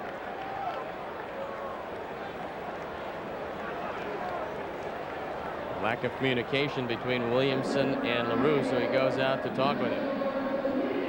Cardinals have tied the Astros at 5. Mike Lowell just hit a home run for the Marlins. They now lead 5-2 in their series opener in Atlanta. Here it's 9-9 in the 8th.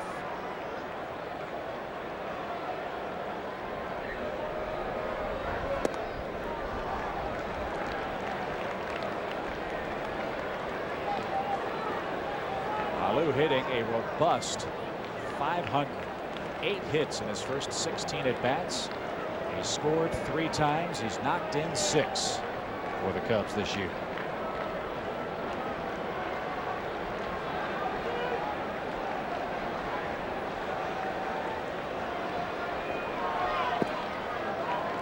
Laid off that. Choi in the box. That's why Merker's getting ready in the Cincinnati pen.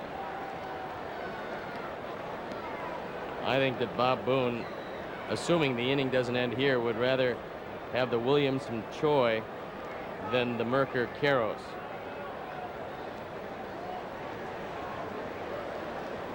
Let's see if it gets to that. Cubs hope it does. Merker looking on from the pen. Missed high. Ball 3. I would give him the 3-0 green light. Moises, a good enough hitter to understand what he can and can't do at bat. And if Williamson tries to sneak 3/4 speed fastball by him, this might be the best hittable pitch in the sequence. Wind still howling out toward left. Will they green light him 3-0? We'll never know. It was outside. The bases are loaded. You've got a left-hand power hitter in Choi, who's faced Williamson only once. 2 outs and no place to put him, and Choi, a man with excellent command of the strike zone. We'll take a look at the 5th inning when Hee-Seop Choi came up and hit a line drive rope out of the ballpark, opposite way. And the only doubt would it be high enough to hit off the top of the wall, and plenty of distance. Hee-Seop digs in, no place to put him, and he takes a fastball at the knees, closing in on 10 o'clock here in the East. Cubs hoping the clock will strike midnight for the Reds. A big hit here would put the Cubs in front for the first time tonight.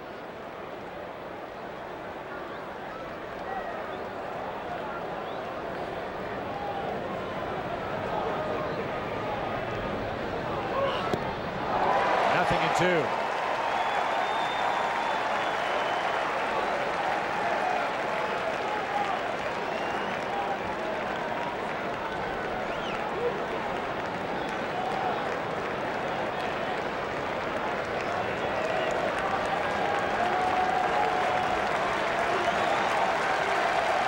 Big pitch coming to Hee-Seop Choi here.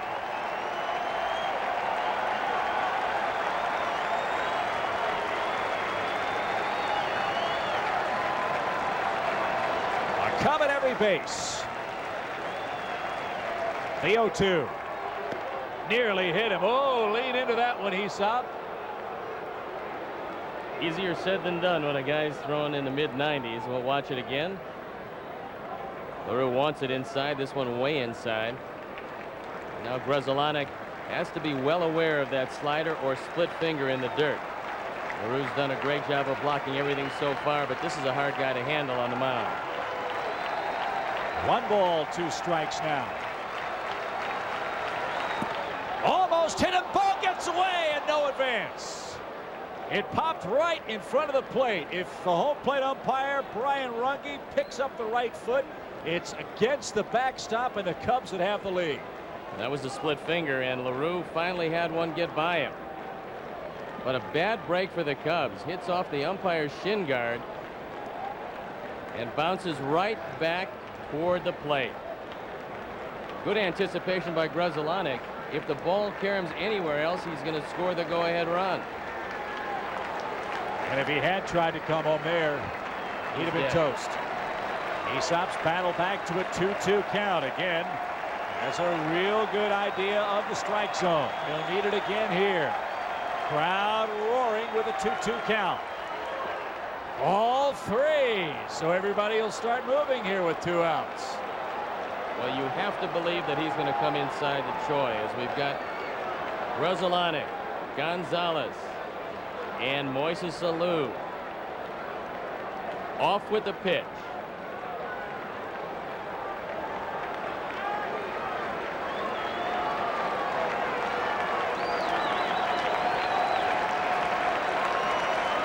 Three and 2 your count.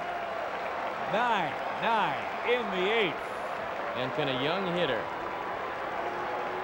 in the early part of his career show enough patience to lay off if it's out of the strike zone? We'll find out. Runners lead. There they go. Good rip. I don't know who this guy's coach was in South Korea, but he taught him how to play the game right. I think with the great Little League system there, they're well schooled in the fundamentals of the game. And for a young hitter, he's got a real good idea about what they're trying to do to him. I watched him in the Arizona Fall League. You could tell then that he was going to be a good one. Again, the 3-2 pitch with the runners on the move. Got it. Tipped and caught by LaRue. Cubs come back to tie it in the 8th. We go to the bottom half. What a ball game. 9-9 your score.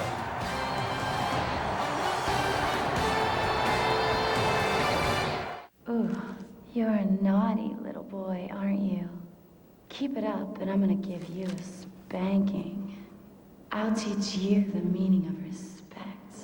You're not getting any of my Bud Light. Do you hear me? No kisses for you.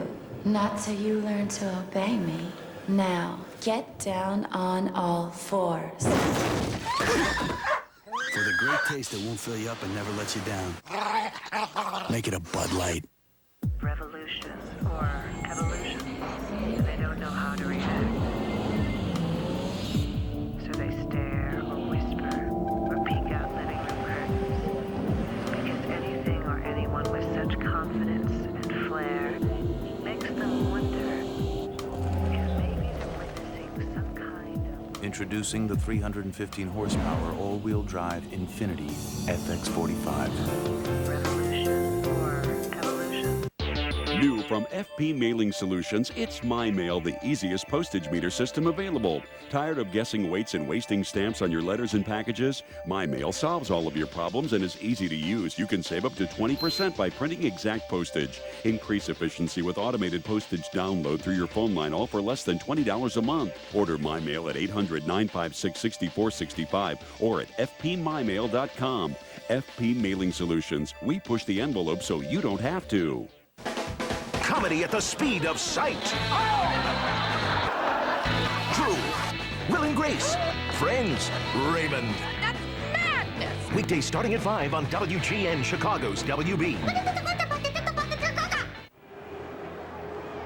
Lenny Harris back in Cincinnati. Punishes the Reds with a game-tying 2-run homer. We go to the bottom half of the frame. LaRue, Lopez, and Larkin are coming up. Before we tell you who the new Cub pitcher is, let's first pause for station identification. This is America's #1 sports station, WGN-TV, Chicago's WB. Don't forget, the WGN News follows our thriller in Cincinnati tonight. Dave Veras comes on to work the 8th inning for the Cubs. LaRue, the switch hitter, Lopez, and Larkin, right-handed bats with Boone. Ideally for the Cubs, Veras has an easy time of it. The Cubs get a run in the ninth. Then you bring on a lefty to close the game out in the bottom half. Let's see if it works out that way. Veras coming off a pretty tough outing yesterday where he pitched an inning, gave up a couple of runs on 3 hits. And that's why Dusty, with a veteran, wants to bring him right back. Not a good way to start. LaRue hit by a pitch, and there's the potential go-ahead run for Cincinnati. If you're Boone, do you bunt? If I'm Boone, I do bunt. They've got the right man in the game as far as the Reds are concerned with Williamson, and that's the go-ahead run.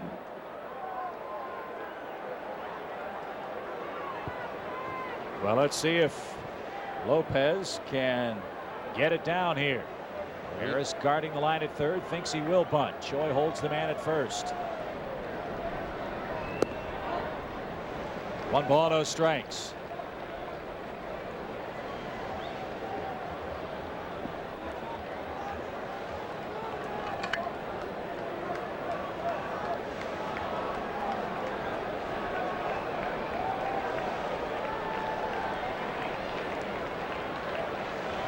There's the bunt, but it's foul and out of play. That wasn't real good technique on the part of Lopez. He dropped the head of the bat. When you do that, you're going to pop the ball up, and you certainly don't want to bunt it at third baseman Lenny Harris. Watch the head of the bat drop. When you drop the head of the bat, the ball has to go straight up.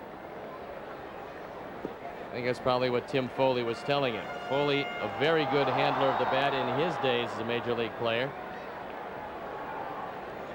Probably didn't like the technique there. 1 ball, 1 strike.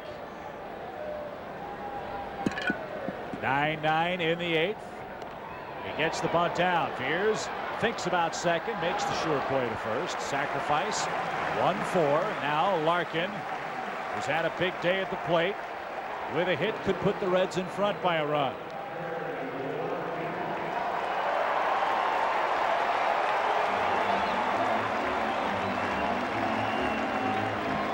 Whenever Tim Foley Told Lopez he got it right this time. Put it in a good spot. Made sure that Dave Veras had to go to first with it. And red hot Barry Larkin steps in. And he's red hot against Dave. 6 for 10 lifetime. Very dangerous confrontation here. Well, you've got Lenny Harris playing Barry Larkin as a dead pull hitter. He's over by the line at third, thinking that Larkin's going to pull it. But in RBI situation, Larkin has always looked to right and right center field. It's pick your poison, too, if you pitch around Larkin and take your chances with Boone. He also very good against Veers' lifetime. He's 3 for 5. So no easy outs in this 8th inning. And it all's keyed by the hit batsman. Veers plunked LaRue. 2 balls, no strikes. 1 out, and that one good enough. Mark Guthrie loosening up in the Cub pen. And you would think he would be loosening up if this inning stays alive to Ken Griffey Jr.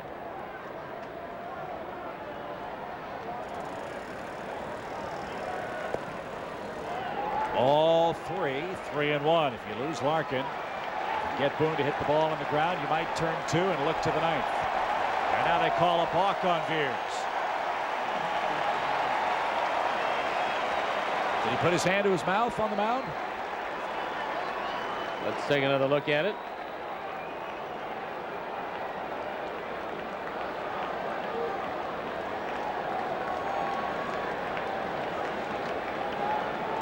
The only thing I think, no hesitation. That might be it. Now it forces the infield in at all 4 positions. Never something you like to see with Larkin in the box.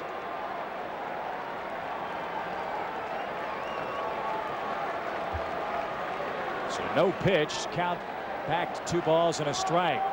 Fly ball could score LaRue. Fastball missed. Again a 3-1 count now.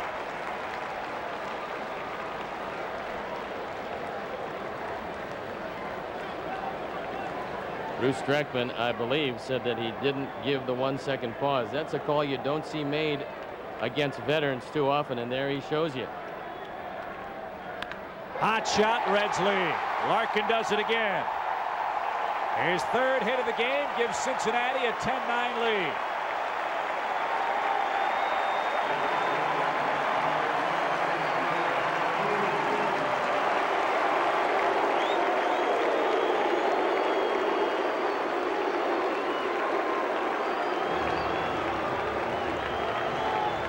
Barry Larkin gets a fastball to his liking and drives it through the left side. Even if Harris is off the line, he's not getting that ball. It was really sharply hit. So Larkin needs 1 RBI for 900 now. Number 899 gives Cincinnati a 1-run lead. So looking ahead to the 9th, Patterson, a pinch hitter, and Miller are due for the Cubs. Will Williamson have enough in his tank to close it out? Well, I figured it would come down with the Cubs trying to win it with the Williamson-O'Leary matchup. And I think that's how Dusty viewed it. Troy's never seen it. The question will be, will Corey get on? And can Dave Veras hold it right here at a 1-run deficit?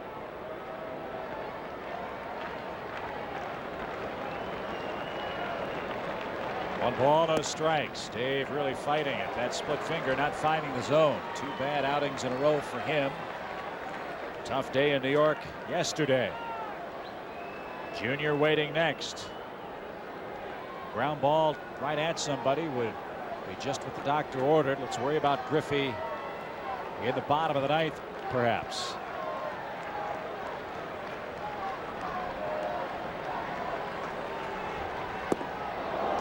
That one danced. 2-1. That was the best split finger he's shown in 2 days.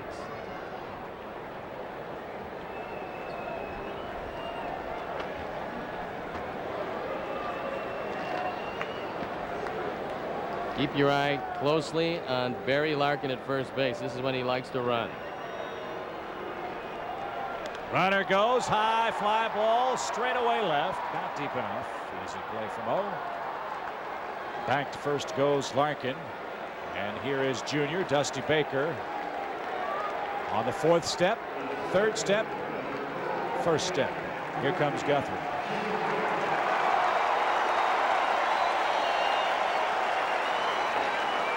Well, you had to be happy that Boone swung at that pitch because Larkin had a tremendous jump at first.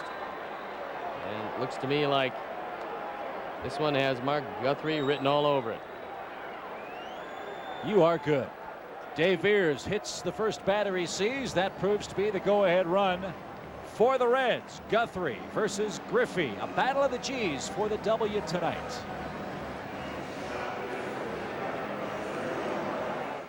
It started innocently enough. Why don't you come in for some lemonade? Then chance meetings, cups of coffee. She doesn't know it, but Reva is safe dating. Ben and I used to safe date all the time. Not safe enough. Reva. Tonight at 11:30 on WGN, Chicago's WB. On the WB Friday, critics shout it's the network's funniest series. They say it's a hoot, and Lily's a big part of the winning cast. It's clever. If people are gonna yell, I'm out of here. But Lily, we have to... What did I just say? Rounded for life. Tonight at midnight on WGN, Chicago's WB. On the WB's Big Sunday, after a streak of bad luck, the young ones find something St. Patrick left behind. Leprechauns. Now they've got all the good luck they can handle. Who's it gonna be? George Clooney? Justin Timberlake?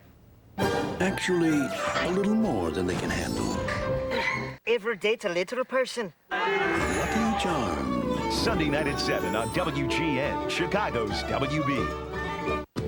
On the WB's Big Sunday. You can let them go now. 5 outcasts. I have nowhere else to go. Defined only by their broken past. Sorry I doubted you. I'm used to being seen in a certain way. United by their one common dream. You'll get through it. You're strong, Thor. Black Sash. Sunday night at 8 on WGN. Dave Veras wondering how one of those split fingers got away from him as he plunked Jason LaRue. He comes around on a Larkin hit with one out to give Cincinnati a 10-9 lead. Now a lefty-lefty matchup. One that, if you go by the books, you think, all right, advantage Mark Guthrie. Not necessarily so with Ken Griffey Jr., however. Well, it's a good news, bad news, because Guthrie gets Jr. out every other time. But that means that he's hitting .458 against him lifetime with a couple of home runs and 11 hits. Yeah, but most of that had to be in the American League. Well, this has to be the other time. Yeah, exactly. 10-9. Griffey 1-for-3 this evening. Thought he hit a home run his first time, and he hits a rocket right center field. Will Corey get there? He will. If he hits it any place else but Cincinnati, he might have had a 2-run homer. Cubs need one to tie again in a thriller in Cincinnati. Chicago Cubs baseball brought to you by Southwest Airlines. More than 2,700 nonstop daily flights to 59 destinations all across the country.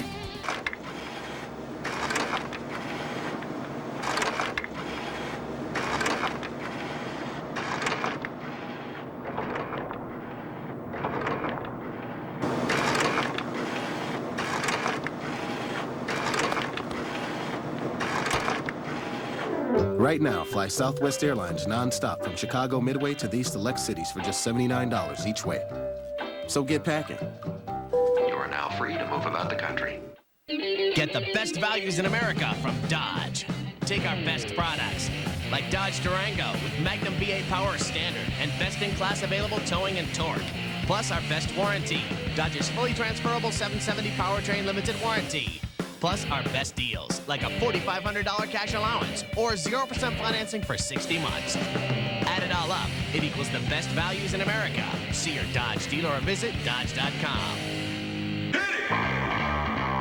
Stupid bloody Hey, Dad. bag. No, I'm just But we really want to show you something. What is it then? What is it? These aren't Pepsis. They're Pepsi Twists. You're a bunch of bloody magicians. We're not the Osbournes. You're not? We're the Osmonds. I'm a little bit country. I'm a little bit rock and roll. No, I dreamt the kids turned into the husbands. Oh, there, dear. Like twists, Pepsi Twist and Diet Pepsi Twist. It's a twist on a great thing. Closed captioning for Chicago Cubs baseball on WGN is brought to you by Jiffy Lube, Chicagoland and Northwest Indiana's well-oiled machine. Well, this has been a great game for the Cubs. They were down by 7, battled back to tie it. Do they have one more rally in their quiver offensively? We head to the 9th inning. Corey Patterson, Troy O'Leary, and then Damian Miller's spot is due against Scott Williamson. Might not be a bad idea to lay one down here. With that in mind, Casey has now moved in a little closer at first, but he's still back far enough to get the bunt down. He showed a bunt, took a strike. Patterson tonight 1 for 4 with a run scored. Sosa hit number 500 with 1 out in the 7th. Hee-Seop Choi hit a 3-run shot to cut the Red lead to 2. Lenny Harris in the 8th hit a 2-run homer to tie it at 9 tonight.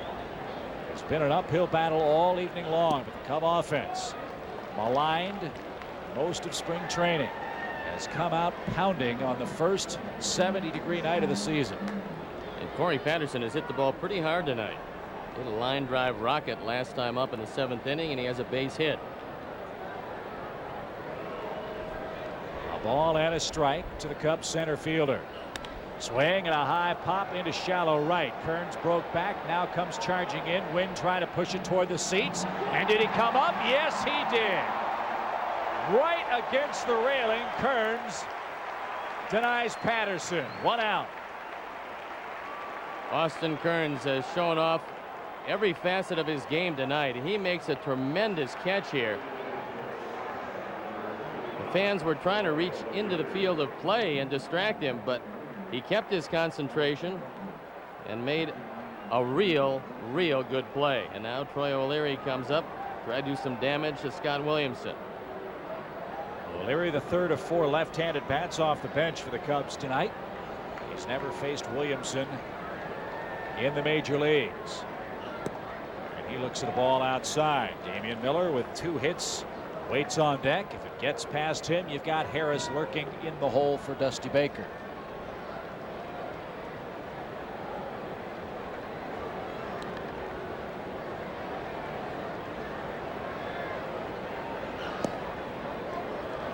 Cubs will take a walk. We've seen already, Stoney, lots of teams come back in the 9th inning when hope seemed lost. Well, this is where, if you're a guy who can hit home runs, this is where you think about trying to hit one. 2 balls, no strikes.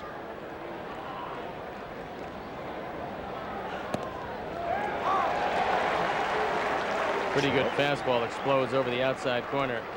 When you're ahead of the pitcher and he throws a pinpoint pitch, there's no sense getting yourself out on the pitcher's pitch.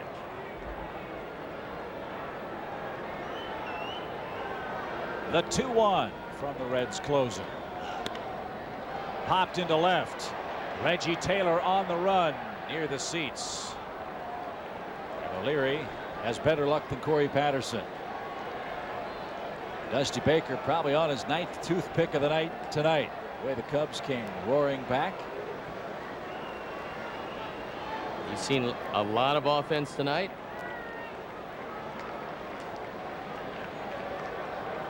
And he'd like to see a little bit more. And 0 for a little defense in the middle innings for the Cubs. That would have turned things around considerably tonight. O'Leary chased a high fastball. Williamson has his 3rd strikeout. He's 1 out away from his first save. Williamson goes up and out of the strike zone. Troy O'Leary cannot lay off this one.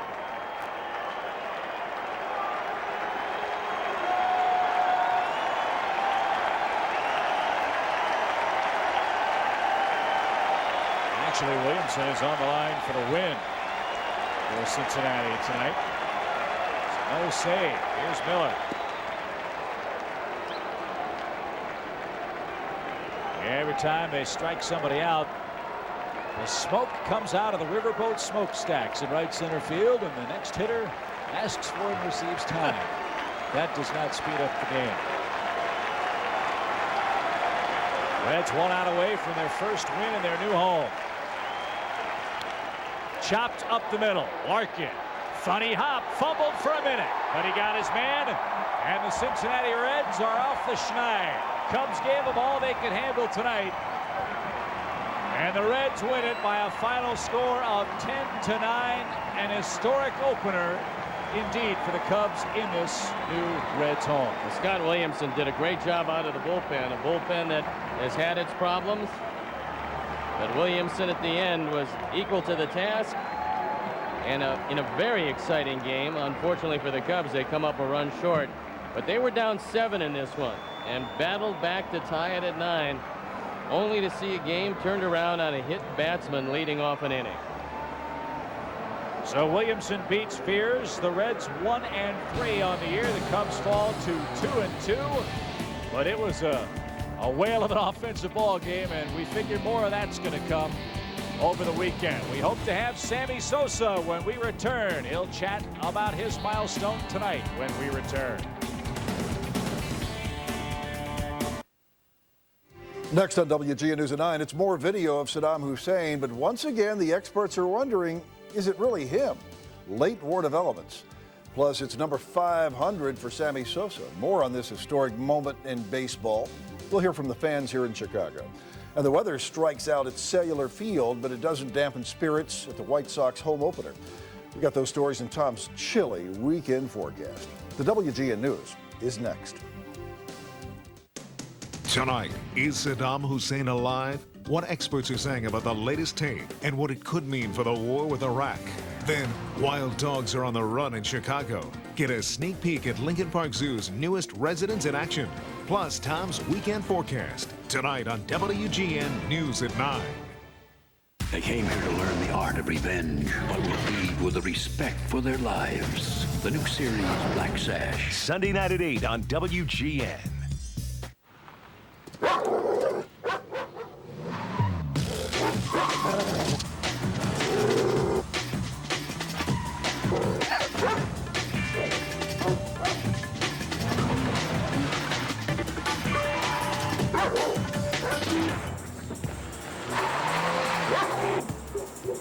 I told you she had a boyfriend.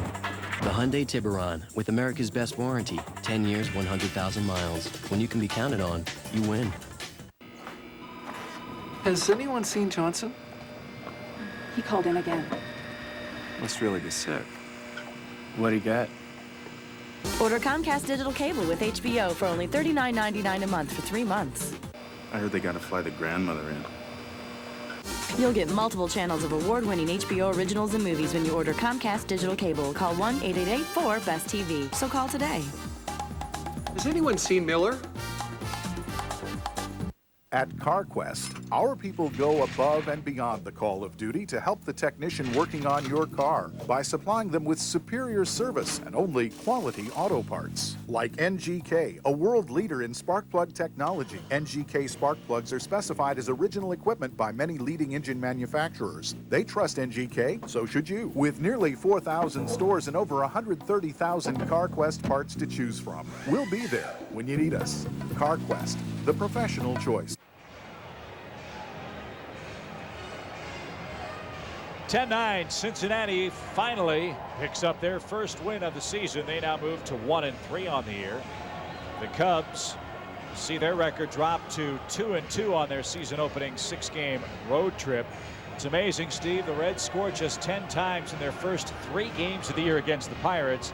They scored 10 tonight, and all the scouting reports about this ballpark proved to be true, as the baseball was a flying in Cincinnati tonight. 6 home runs were hit by these two teams this evening. Well, Shawn Estes didn't have his good stuff tonight. However, he did give up, of the total of 8 runs, 4 unearned runs. And when you do that, when you give good offensive teams 4 and 5 outs in an inning, usually it's going to come back to burn you. The Reds maybe had a lot of bad breaks against Pittsburgh, but tonight they got some good breaks. A ball hit off the leg of Brian Runge. It would have scored a run for the Cubs. Instead, It rolled in front of home plate. A great carom off the back wall that Danny Graves threw out Mark Bellhorn at third. You'll never see a carom like that probably in his ballpark again. And one of these nights when the offense was there, but the pitching and defense wasn't. When you look at the standings, it says games won, games lost. It doesn't say games tried hard. However, the Cubs, it would have been very easy for them down 7 runs in this game just to say, all right, it's not our night tonight. But they came charging back, tied this thing at 9 for Dusty Baker before Dave Veras' difficulties in that bottom of the 8th inning. Different team, different attitude, different personnel, and we're going to see a lot of different results for this Cub team, I would figure. There's not going to be many games when this pitching staff gives up 10 runs. But tonight, unfortunately, was one of those nights. Cincinnati wins it 10-9. And on a night when the offense shined, one man shone brightest, and that, of course, was Sammy Sosa. His historic home run is this evening's Budweiser play of the game. It took place in the top of the 7th inning against Scott Sullivan.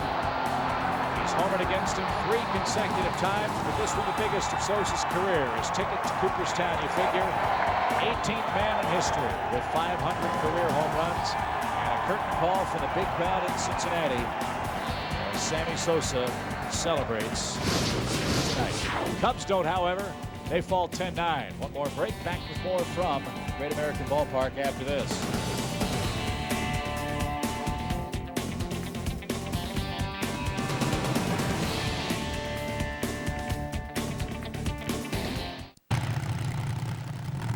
Hey! That thing got a Hemi, right? Yeah! Well, now I got a Hemi, too! But I got something you don't got! Check this out! Dodge Ram 1500. The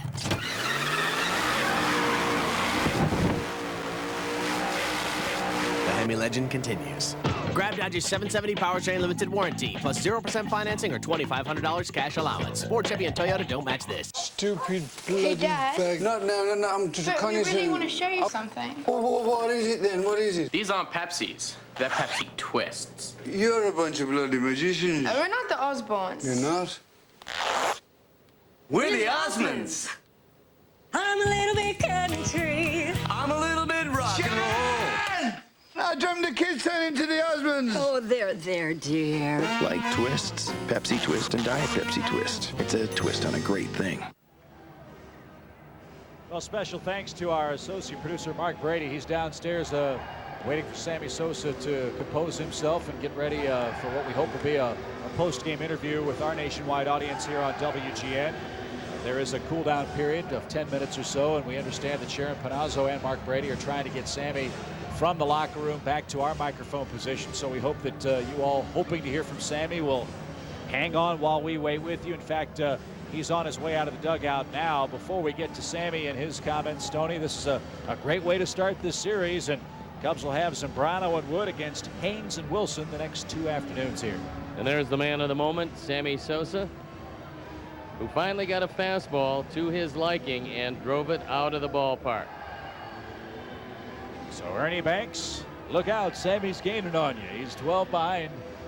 And tied, of course, with Eddie Matthews is Ernie Banks. And standing by downstairs is Sammy Sosa. And my friend, congratulations. I know you've been waiting a long off season for this moment tonight in Cincinnati. Sammy Sosa, you're on your way to Cooperstown with number 500. Congratulations. Thank you, thank you. Tell us about the pitch. Tell us what went through your mind when you made contact. Well, you know, gotta give it credit to Grace. He was pitching a great game. He threw me some few pitches. Damo.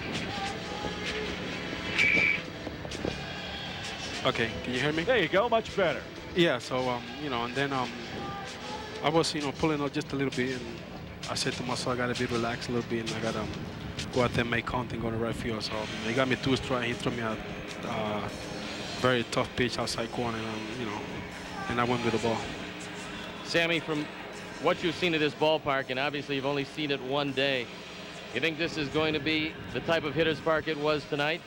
No question about it. If you can see tonight, you know, the ball was jumping tonight. It's been like that, you know, and, you know, the hitter here gonna have a great time. I I can say that, and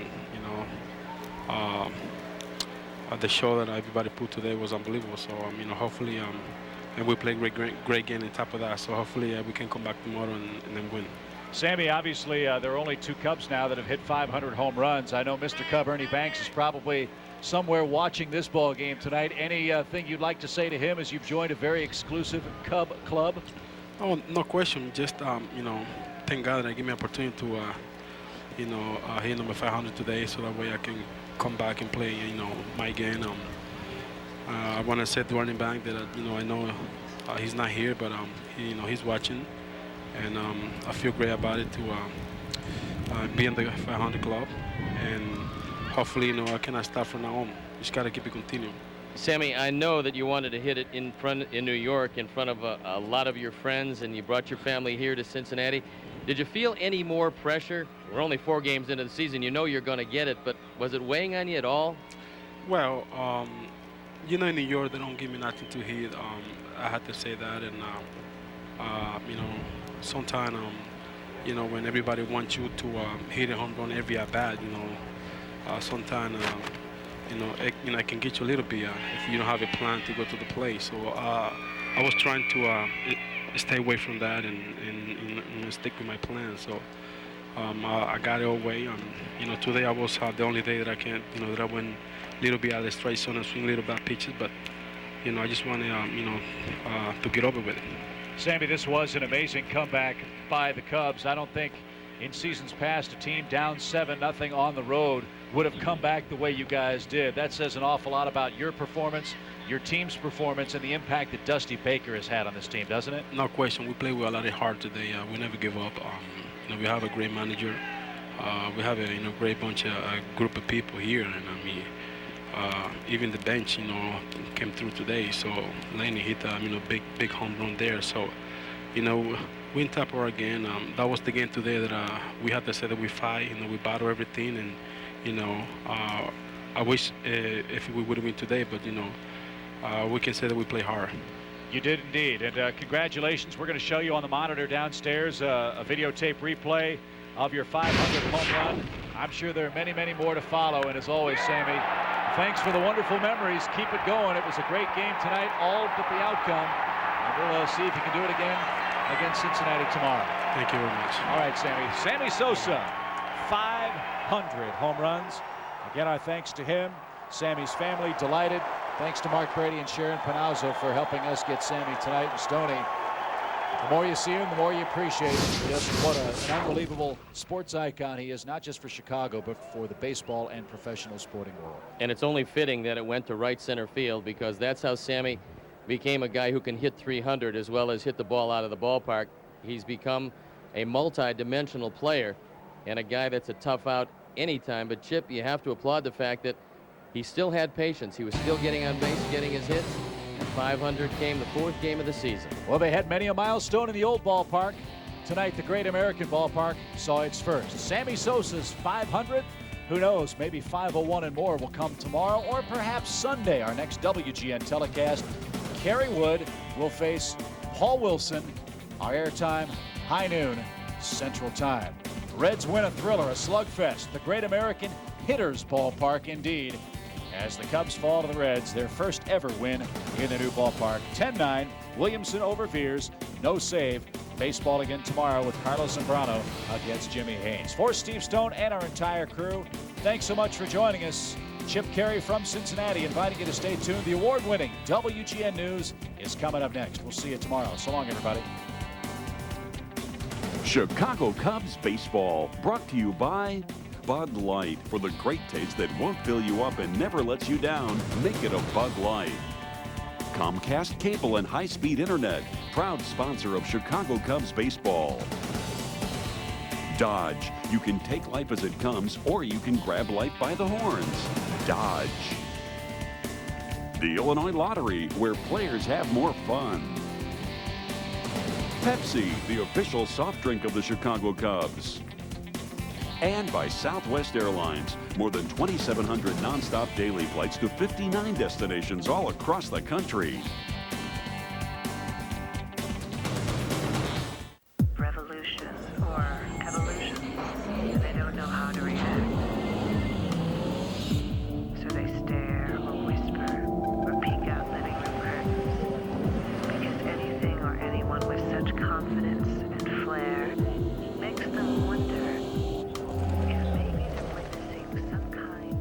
Introducing the 315 horsepower all-wheel drive Infinity FX45.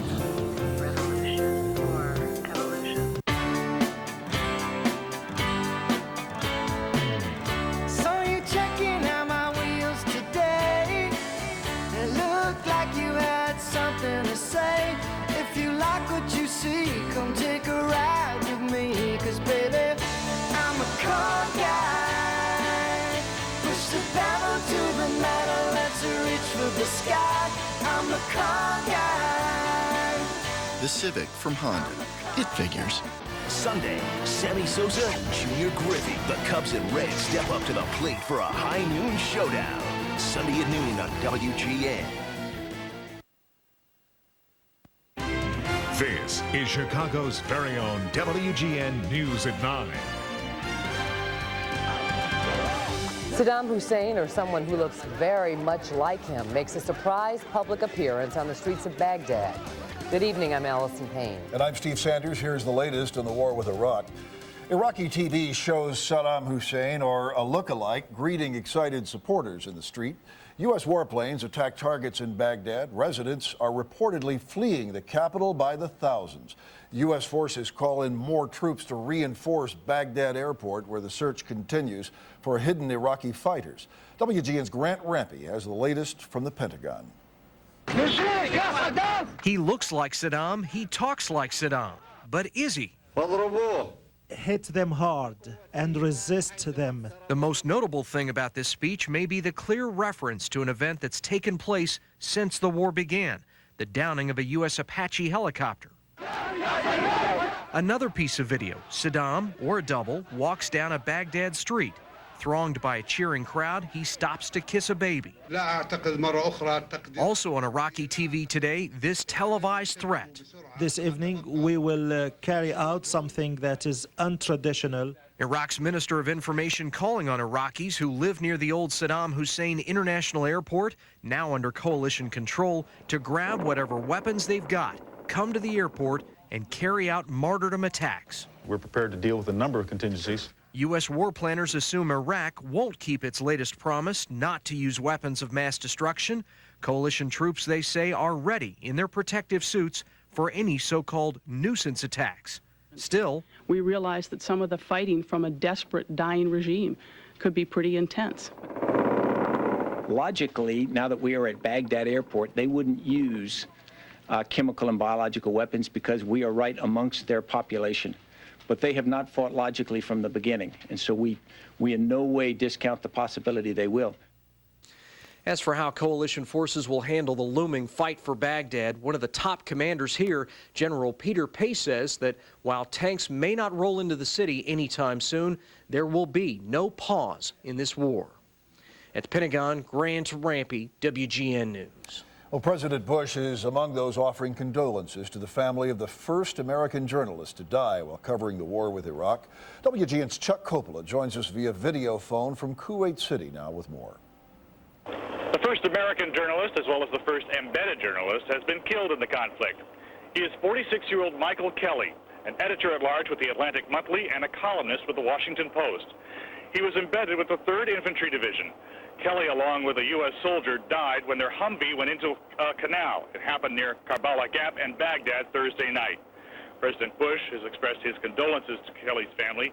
Kelly was an advocate of the embedding program and covered the first Gulf War, writing a book about it called A Martyr's Day. He's survived by his wife and 2 young sons. Meanwhile, an Army sergeant is facing murder charges and could be sentenced to death if convicted. 32-year-old Hassan Hakbar, accused of lobbing 2 live grenades into a command tent of the 101st Airborne March 23rd. That incident killed 2 officers and wounded 14 others. Akbar is charged with 2 counts of premeditated murder and 17 counts of attempted murder. Akbar is the only person charged in the incident. He has since been returned to the U.S. and is being held at an undisclosed facility. In Kuwait City, I'm Chuck Coppola. Now back to you. Thank you, Chuck. We invite you to stay with WGN News for any developments in the war with Iraq. In the morning, at noon, and right here at 9 o'clock, and in between newscasts, check out ChicagoTribune.com. There is a very big story in sports tonight. You bet it is, and you saw it right here on WGN. Sammy Sosa making history, 500 home runs. America's favorite pastime. Rich King has more. What a great moment. As Sammy, of course, has come so close in New York, but left no doubt tonight. The historic shot came in the 7th inning of the great American ballpark in Cincinnati. Number 500. Sammy faced Reds right-hander Scott Sullivan, was behind in the count 1-2. His wife saw any other members of the family looking on. And Sammy waiting for that 1-2 pitch, and there it goes, a line shot to right center.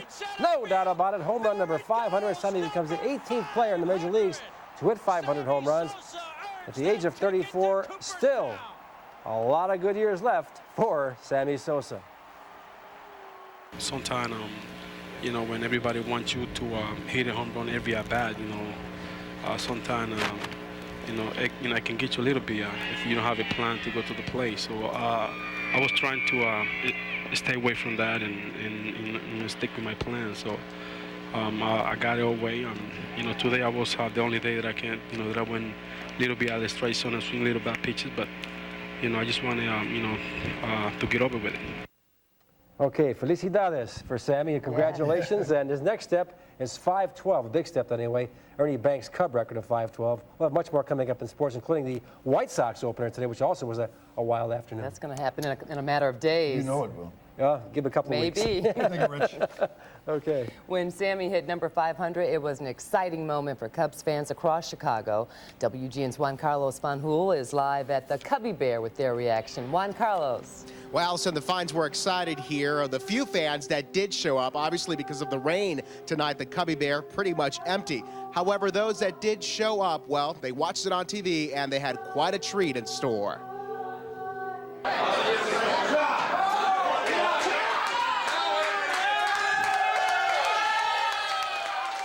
Just after 8 p.m., Cubs fans at the Cubby Bear jumping for joy after slamming Sammy Sosa joined the 500 Club right before their eyes. Oh, it's awesome. We're thrilled just to be here to watch it. It's very cool. I think it's great for baseball, but most of all, it's great for Wrigley Field. You know, there's a lot of fans out here that really believe in the Cubs. Was indeed history on television. Only 18 other Major League Baseball players have hit 500 home runs. Some, though, wish it would have happened here. I think it's great, but I wish he would have done it at home. Because I work here, and it would have been more fun for me to be working and everybody throwing out the tips. Great sitting here from Fresno, California. Come to Cubby Bear, watch number 21 hit it out. Now they got to come back and win the ball game. Well, of course, that didn't happen. The Reds winning 10-9. More highlights coming up, of course. One piece of trivia for you. Ernie Banks, the only other Cubs player to have batted 500, and that was back in 1970. Certainly, Steve, a lot of fans here waiting for Sammy to come home for the first home game and start batting. It was quite a moment. Juan Carlos Fanjul over the Cubby Bear. Thank you very much. Quiet at the Cubby Bear tonight. I'm surprised. No, they cleared out in a hurry, didn't they? They had to go celebrate someplace else. The calendar says it's spring, but it hardly feels like it. And Tom Skilling says, you ready for this? It may get worse before it gets any better. All the details coming up next in the full weekend forecast. And later, wild dogs on the run at Lincoln Park Zoo and flooding on Lakeshore Drive. The girls are cooking up a Valentine's love potion. So now we need a righteous man. You know what? If we had that, we wouldn't be doing the ritual in the first place. Next, Friends. Tonight at 10 on WGN, Chicago's WB.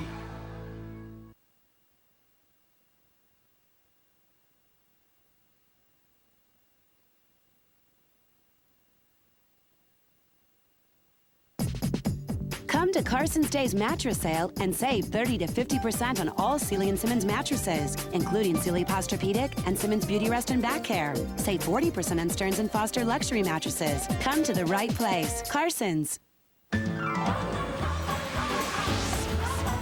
Live from WGN-TV Chicago, the official drawing of the Illinois Lottery. Good evening, everyone. I'm Linda Kohlmeyer with your winning lottery numbers for Friday, April 4th, 2003. I wish you the best of luck. All right, the first game tonight is pick 3, and the first lucky number is 9.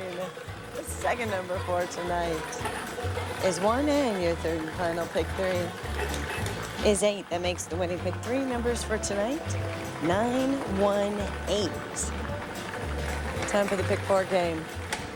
Well, if April showers bring May flowers, I can't wait to see what blooms next month after today. Woo! All right, here we go with pick 4. First lucky number is 4. Second number for tonight, 5. The third lucky number is 9. And the fourth and final pick 4, here it is. It's 7 that makes the winning pick 4 numbers for tonight. 4, 5, 9, 7. Now it's time for Little Lotto. I wish you the best of luck with this game. Perhaps this is your favorite. Let's see how you do. That first winning Little Lotto number 4 tonight, 29. The second, 27. Your third, 1. The fourth, 8. And the fifth and final Little Lotto number 4 tonight is 26. That makes the winning Little Lotto numbers for tonight: 29, 27, 1, 8, and 26. I hope the Illinois Lottery helped to make your night tonight. I'm Linda Kohlmeyer. Good luck and good night. Tonight's lottery drawing was brought to you by WGN-TV and has been supervised by the accounting firm of Altshuler, Melvoin, and Glasser. Women over 50 and men over 40 are waking up to a surprising fact. They're already at an increased risk of a heart attack. Because of age and other risk factors, doctors recommend Bayer low-dose aspirin as part of a routine to help prevent a heart attack. Bayer is the leading low-dose aspirin brand, and taking Bayer for your heart is easy. Aspirin is not appropriate for everyone, so be sure to talk to your doctor before you begin an aspirin regimen. Ask your doctor about adding Bayer to your routine for many more great days ahead. Trust your heart to Bayer. Hey! That thing got a Hemi, right? Yeah! Well, now I got a Hemi, too! But I got something you don't got! Check this out! Dodge Ram 1500.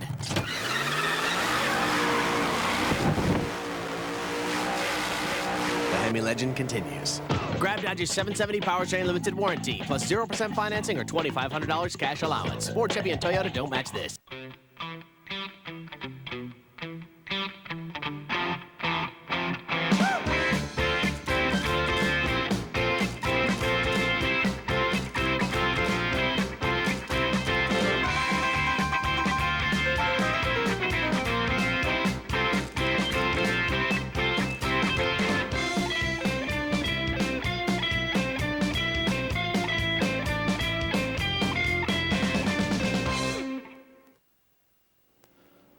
Good evening. Well, Chicago had a major rain in the Chicago area today. We had 1.8 inches at Midway Airport from these clouds. That amidst a blustery and cool northeast wind that kept temperatures in the 30s. 1.8 inches down at Midway Airport. Everywhere you see blue here, nearly an inch to an inch and a half fell. And tonight the specter is upon us that we may be brushed by a couple of snowflakes later on, even though the main rains have pulled out of here. It looks like from Doppler radar estimates, upwards of 2 inches may have fallen in some parts of the area south of us in particular. Even though the rains came down with gusto in many regions, that after 7 consecutive months of subnormal precipitation.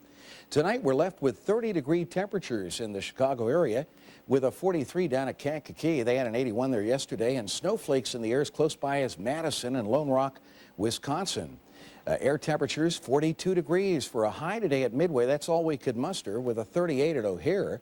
And tonight, with these wind gusts blowing in the region, the wind chills are down in the upper 20s and will stay in the 20s much of the day tomorrow. Here's the storm's wind field just yesterday. Sank south at noon and now has consolidated south of us, pulling cold air in its backside, and that's why we could bring some backwash snow flurries through the air tomorrow. But there's an even more intriguing system that raises the possibility of measurable snow, one of these rare early April snowstorms in parts of the Midwest close to Chicago, maybe including the area Sunday night and Monday. We'll watch that closely. It's 38 here for a high today, 79 though in St. Louis, so you see where the warmth came from that produced those thunderstorms that even prompted severe thunderstorm warnings in some areas. And it's been snowing in the upper Midwest, sticking there too. 1 to 4 inches reported down this morning, and it's snowed since then. Tonight it's 37 in Chicago, but 24 at the Twin Cities, so the reservoir of cool air is there. But see this buckle in the jet stream right there? This will start lowering pressures out here in Colorado. That low will sink south and then spin up toward the Midwest on Sunday night and Monday. As that happens, the air will be so cold through the atmosphere that a strong easterly wind will bring moisture up and over that cold air, and we could get ourselves some rain starting early Sunday night that would change to wet snow during the night and begin to stick after that. Here's our weekend forecast. Blustery and chilly tonight with a few sprinkles and some passing snow flurries a possibility. Temperature readings down to 32 degrees and north winds at 10 to 20 miles per hour. Blustery and unseasonably cool tomorrow. The normal high this time of the year is in the mid-50s. We'll have a high of 39. But the clouds should break in the afternoon after producing a few morning flurries. Then scattered clouds and colder tomorrow night, low 26 to 34. And on Sunday, any early sun will fade as clouds come into the area. Rain develops in the evening and then could change to wet snow overnight and continue into part of the day Monday and stick. We're getting enough moisture. Yeah, that's a possibility. The wind will blow off the lake, and the lake is in the low 40s. But you wouldn't have to go very far inland that several inches of snow may. She's so traumatized by this, she Isn't has that to amazing? laugh about it. I know. Oh. I suspect that you're being enjoyed by a lot of viewers. And it'll be in the 60s late next week then. All right. How's that for a mix? All right. Thank you, Tom. A judge blocks plans to turn Meigs Field into a public park. That's up next. At Jewel, it's always fresh. From the dairy, from the harvest, from the oven. Always fresh and always priced to help you save. Like our own fine selection of private label items. Exciting special sales of every kind. Plus thousands of reduced prices all through the store. For savings up to 50% with your preferred card. Add it up and you'll find great food, great savings, all fresh to your family from Jewel. You have to see how low these prices are to believe them, and you won't find them anywhere else, except during the price breakthrough sale at the Room Place at Harlem Furniture. Only the Room Place could bring you huge price breaks like this. Get this absolutely complete 6-piece bedroom with nothing else to buy at an incredible breakthrough price, only $955. You save an extra $385. Plus, get free financing for 1 year. Get to the Room Place at Harlem Furniture's price breakthrough sale today.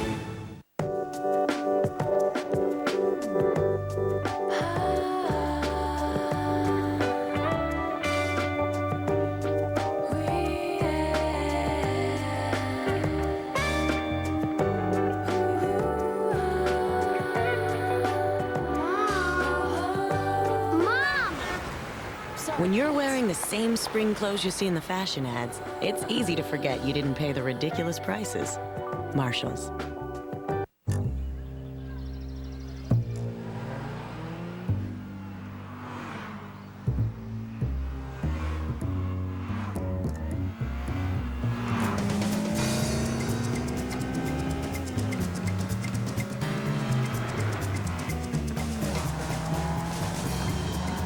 Introducing a new level of performance from Acura.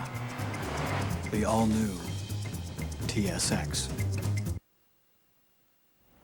Well, tonight there are new developments in the Meigs Field controversy. Earlier today, a Cook County judge issued a temporary restraining order freezing any plans that would turn the airstrip into a public park. WGN's Julie Unruh in our newsroom now with the latest on this. Hi, Julie. Hi, guys. Today marks 1 point for the underdog. Meigs supporters are claiming a win. But when you go up against the mayor, the question is, how long can you hold on to victory? It's a first step, and I got to tell you that we're pretty thrilled that the judge is willing to take a look at this and give us our day in court. An elated plaintiff just minutes after Judge William Mackey ruled Meigs Field is to remain as is until further notice. Covered in X's. Over the weekend, Mayor Daley closed the airport, sending heavy machinery to tear up the runway. This airport should be ordered to be put back together. And I think the judge has opened the door for that possibility by what he did today. But city attorneys see things differently, saying this termination of lease was sent from the Park District Superintendent to Chicago's Department of Aviation on March 29th, 1 day before the bulldozing began. And the city says it's valid. While the question of what was legal now sits with the courts, what was right is still being debated. The Aircraft Owners and Pilots Association, or AOPA, is taking action. The group represents about 2/3 of the nation's pilots. It's about 400,000 strong. and its members are calling for a boycott. As you can, whenever possible, would you not do business or commerce in the city of Chicago? Daley's actions are making headlines across the country, and pilots at AOPA say the mayor's deeds have already done damage in Washington. Is this somebody that we can trust in making a political deal to bring the funds that every city hopes they can get out of the federal government? The Aircraft Owners and Pilots Association is filing a suit of its own Monday morning in federal court. Allison, that last plane at Meigs will be cleared for takeoff in the morning only if weather permits. It sounds like the weather could be nasty. WGN's Julie Unruh, thank you. And a reminder to spring ahead this weekend and do something else too. Well, but you can guess what it is. Yep, don't forget. That story when we come back. Saturday on WGN. Way back. The hits just keep on coming. Watch the White Sox dig in against Detroit on the South Side. Sox Tigers, Saturday at 1 on WGN. Sunday, Sammy Sosa, Junior Griffey. Two of baseball's heavy hitters swing strong and go long when the Cubs and Reds step up to the plate for a high noon showdown. Cubs, Reds, Sunday at noon on WGN. A bitter ex-partner. He only cares about one thing, winning. With a personal vendetta. He tossed you off a cliff. Set me up. Afraid of a little competition. Michael Bean stars Adventure Inc. Saturday at noon on WGN, Chicago's WB. An alien threat, relentless predator, and they're after Andromeda. Let's go get her. Now, start firing! On the next Andromeda. Saturday at 5 on WGN, Chicago's WB. Most pharmacists only see their customers when they're sick. But here at Dominic's, I get to see mine when they do their grocery shopping. We get to know each other better, so they feel comfortable asking for my advice. Whether it's for the right cold remedy, medicine for the kids, the best vitamins. And to fill prescriptions, we use the latest technology. Maybe that's why so many customers trust our pharmacists. All 2,500 of us. Dominic's, giving our best. Meet Bob. For a beautiful lawn, he works hard, really hard. Meet Jim. He also has a beautiful lawn without working hard. All he did was pick up the phone and call True Green Kimlawn. Our year-round lawn care program offers a series of treatments with guaranteed results. So you can do it yourself or let True Green Kimlawn do it for a lot less than you think. Call now for your free lawn analysis. Chances are your neighbors already have. This portion of WGN News is brought to you by Walter E. Smith Custom Furniture. There's a sale on now at Walter E. Smith Custom Furniture.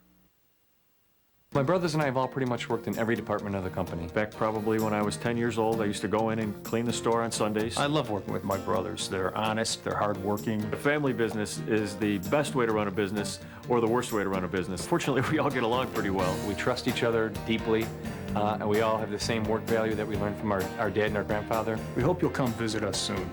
Walter E. Smith, you dream it, we build it.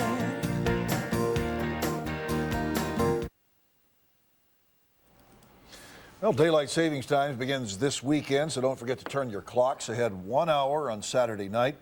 And it's also a good time to change the batteries in your smoke detector. Today, the Chicago Fire Department went door to door handing out new batteries in the back of the yards neighborhood. A fire there killed 3 people last January. Officials say the house had no working smoke detectors. Zoo let the dogs out. That is to say, Lincoln Park Zoo showed off its newest exhibit. 5 wild dogs from Africa made their debut today. They're featured in the new $23 million Regenstein African Journey, which opens to the public on Memorial Day. The wild dogs are endangered in their native home. Very interesting. Yeah, you don't want to take one home with you. No. Well, chalk up another milestone for Sammy. Coming up in sports, more on Sammy's historic 500th home run tonight at the Great American Ballpark in Cincinnati. While the rain couldn't stop the White Sox from getting in their home opener, Rich King is next with the Day in Sports. Spring is here at Talbot's. The mere idea of you, the longing here for you. You'll never know how slow the moments go till I'm near to you. I see your face in every flower, your eyes and stars above. Be right right on time and still unexpected. Talbot's, it's a classic. You know you gotta live with this. I know. 10th one of these I've done this week. Doesn't surprise me. What's your boyfriend gonna do when he sees this? What do you think? Ford Focus, now only $199 a month, including a 100,000-mile extended service plan. It's easy to see why some make Focus a permanent part of their lives, and others get knocked off their feet. If you haven't looked at Ford lately, look again.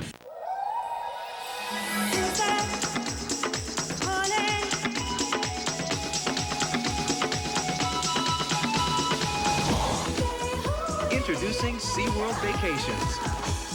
Everything you'd expect from a world-class theme park and everything Central Florida has to offer. Go to SeaWorldVacations.com today. Your perfect family vacation is right at your fingertips.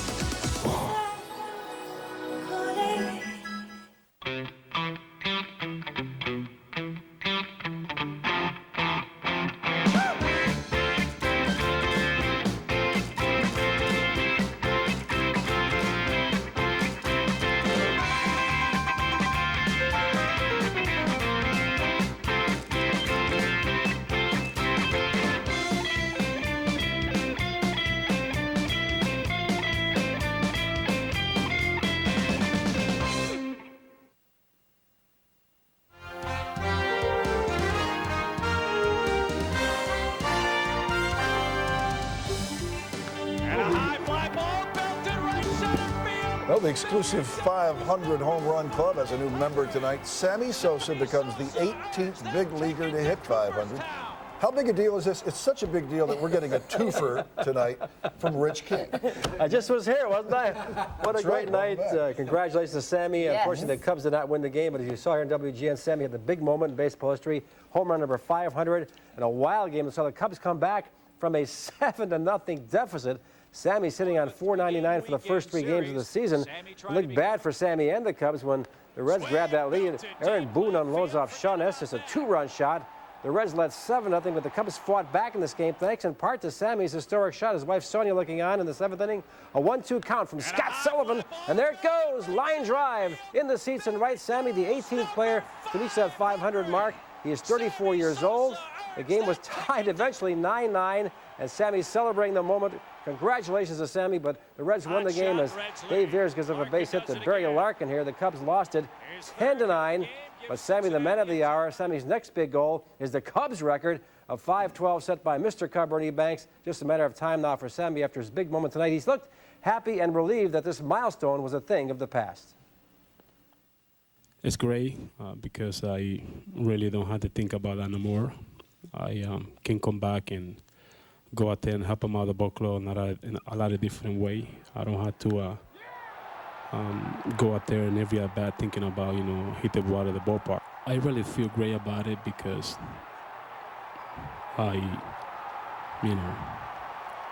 it's something that the fan appreciated what they see and the way that I play my game every day, and then show me the appreciation. And I really, I'm very happy about it, and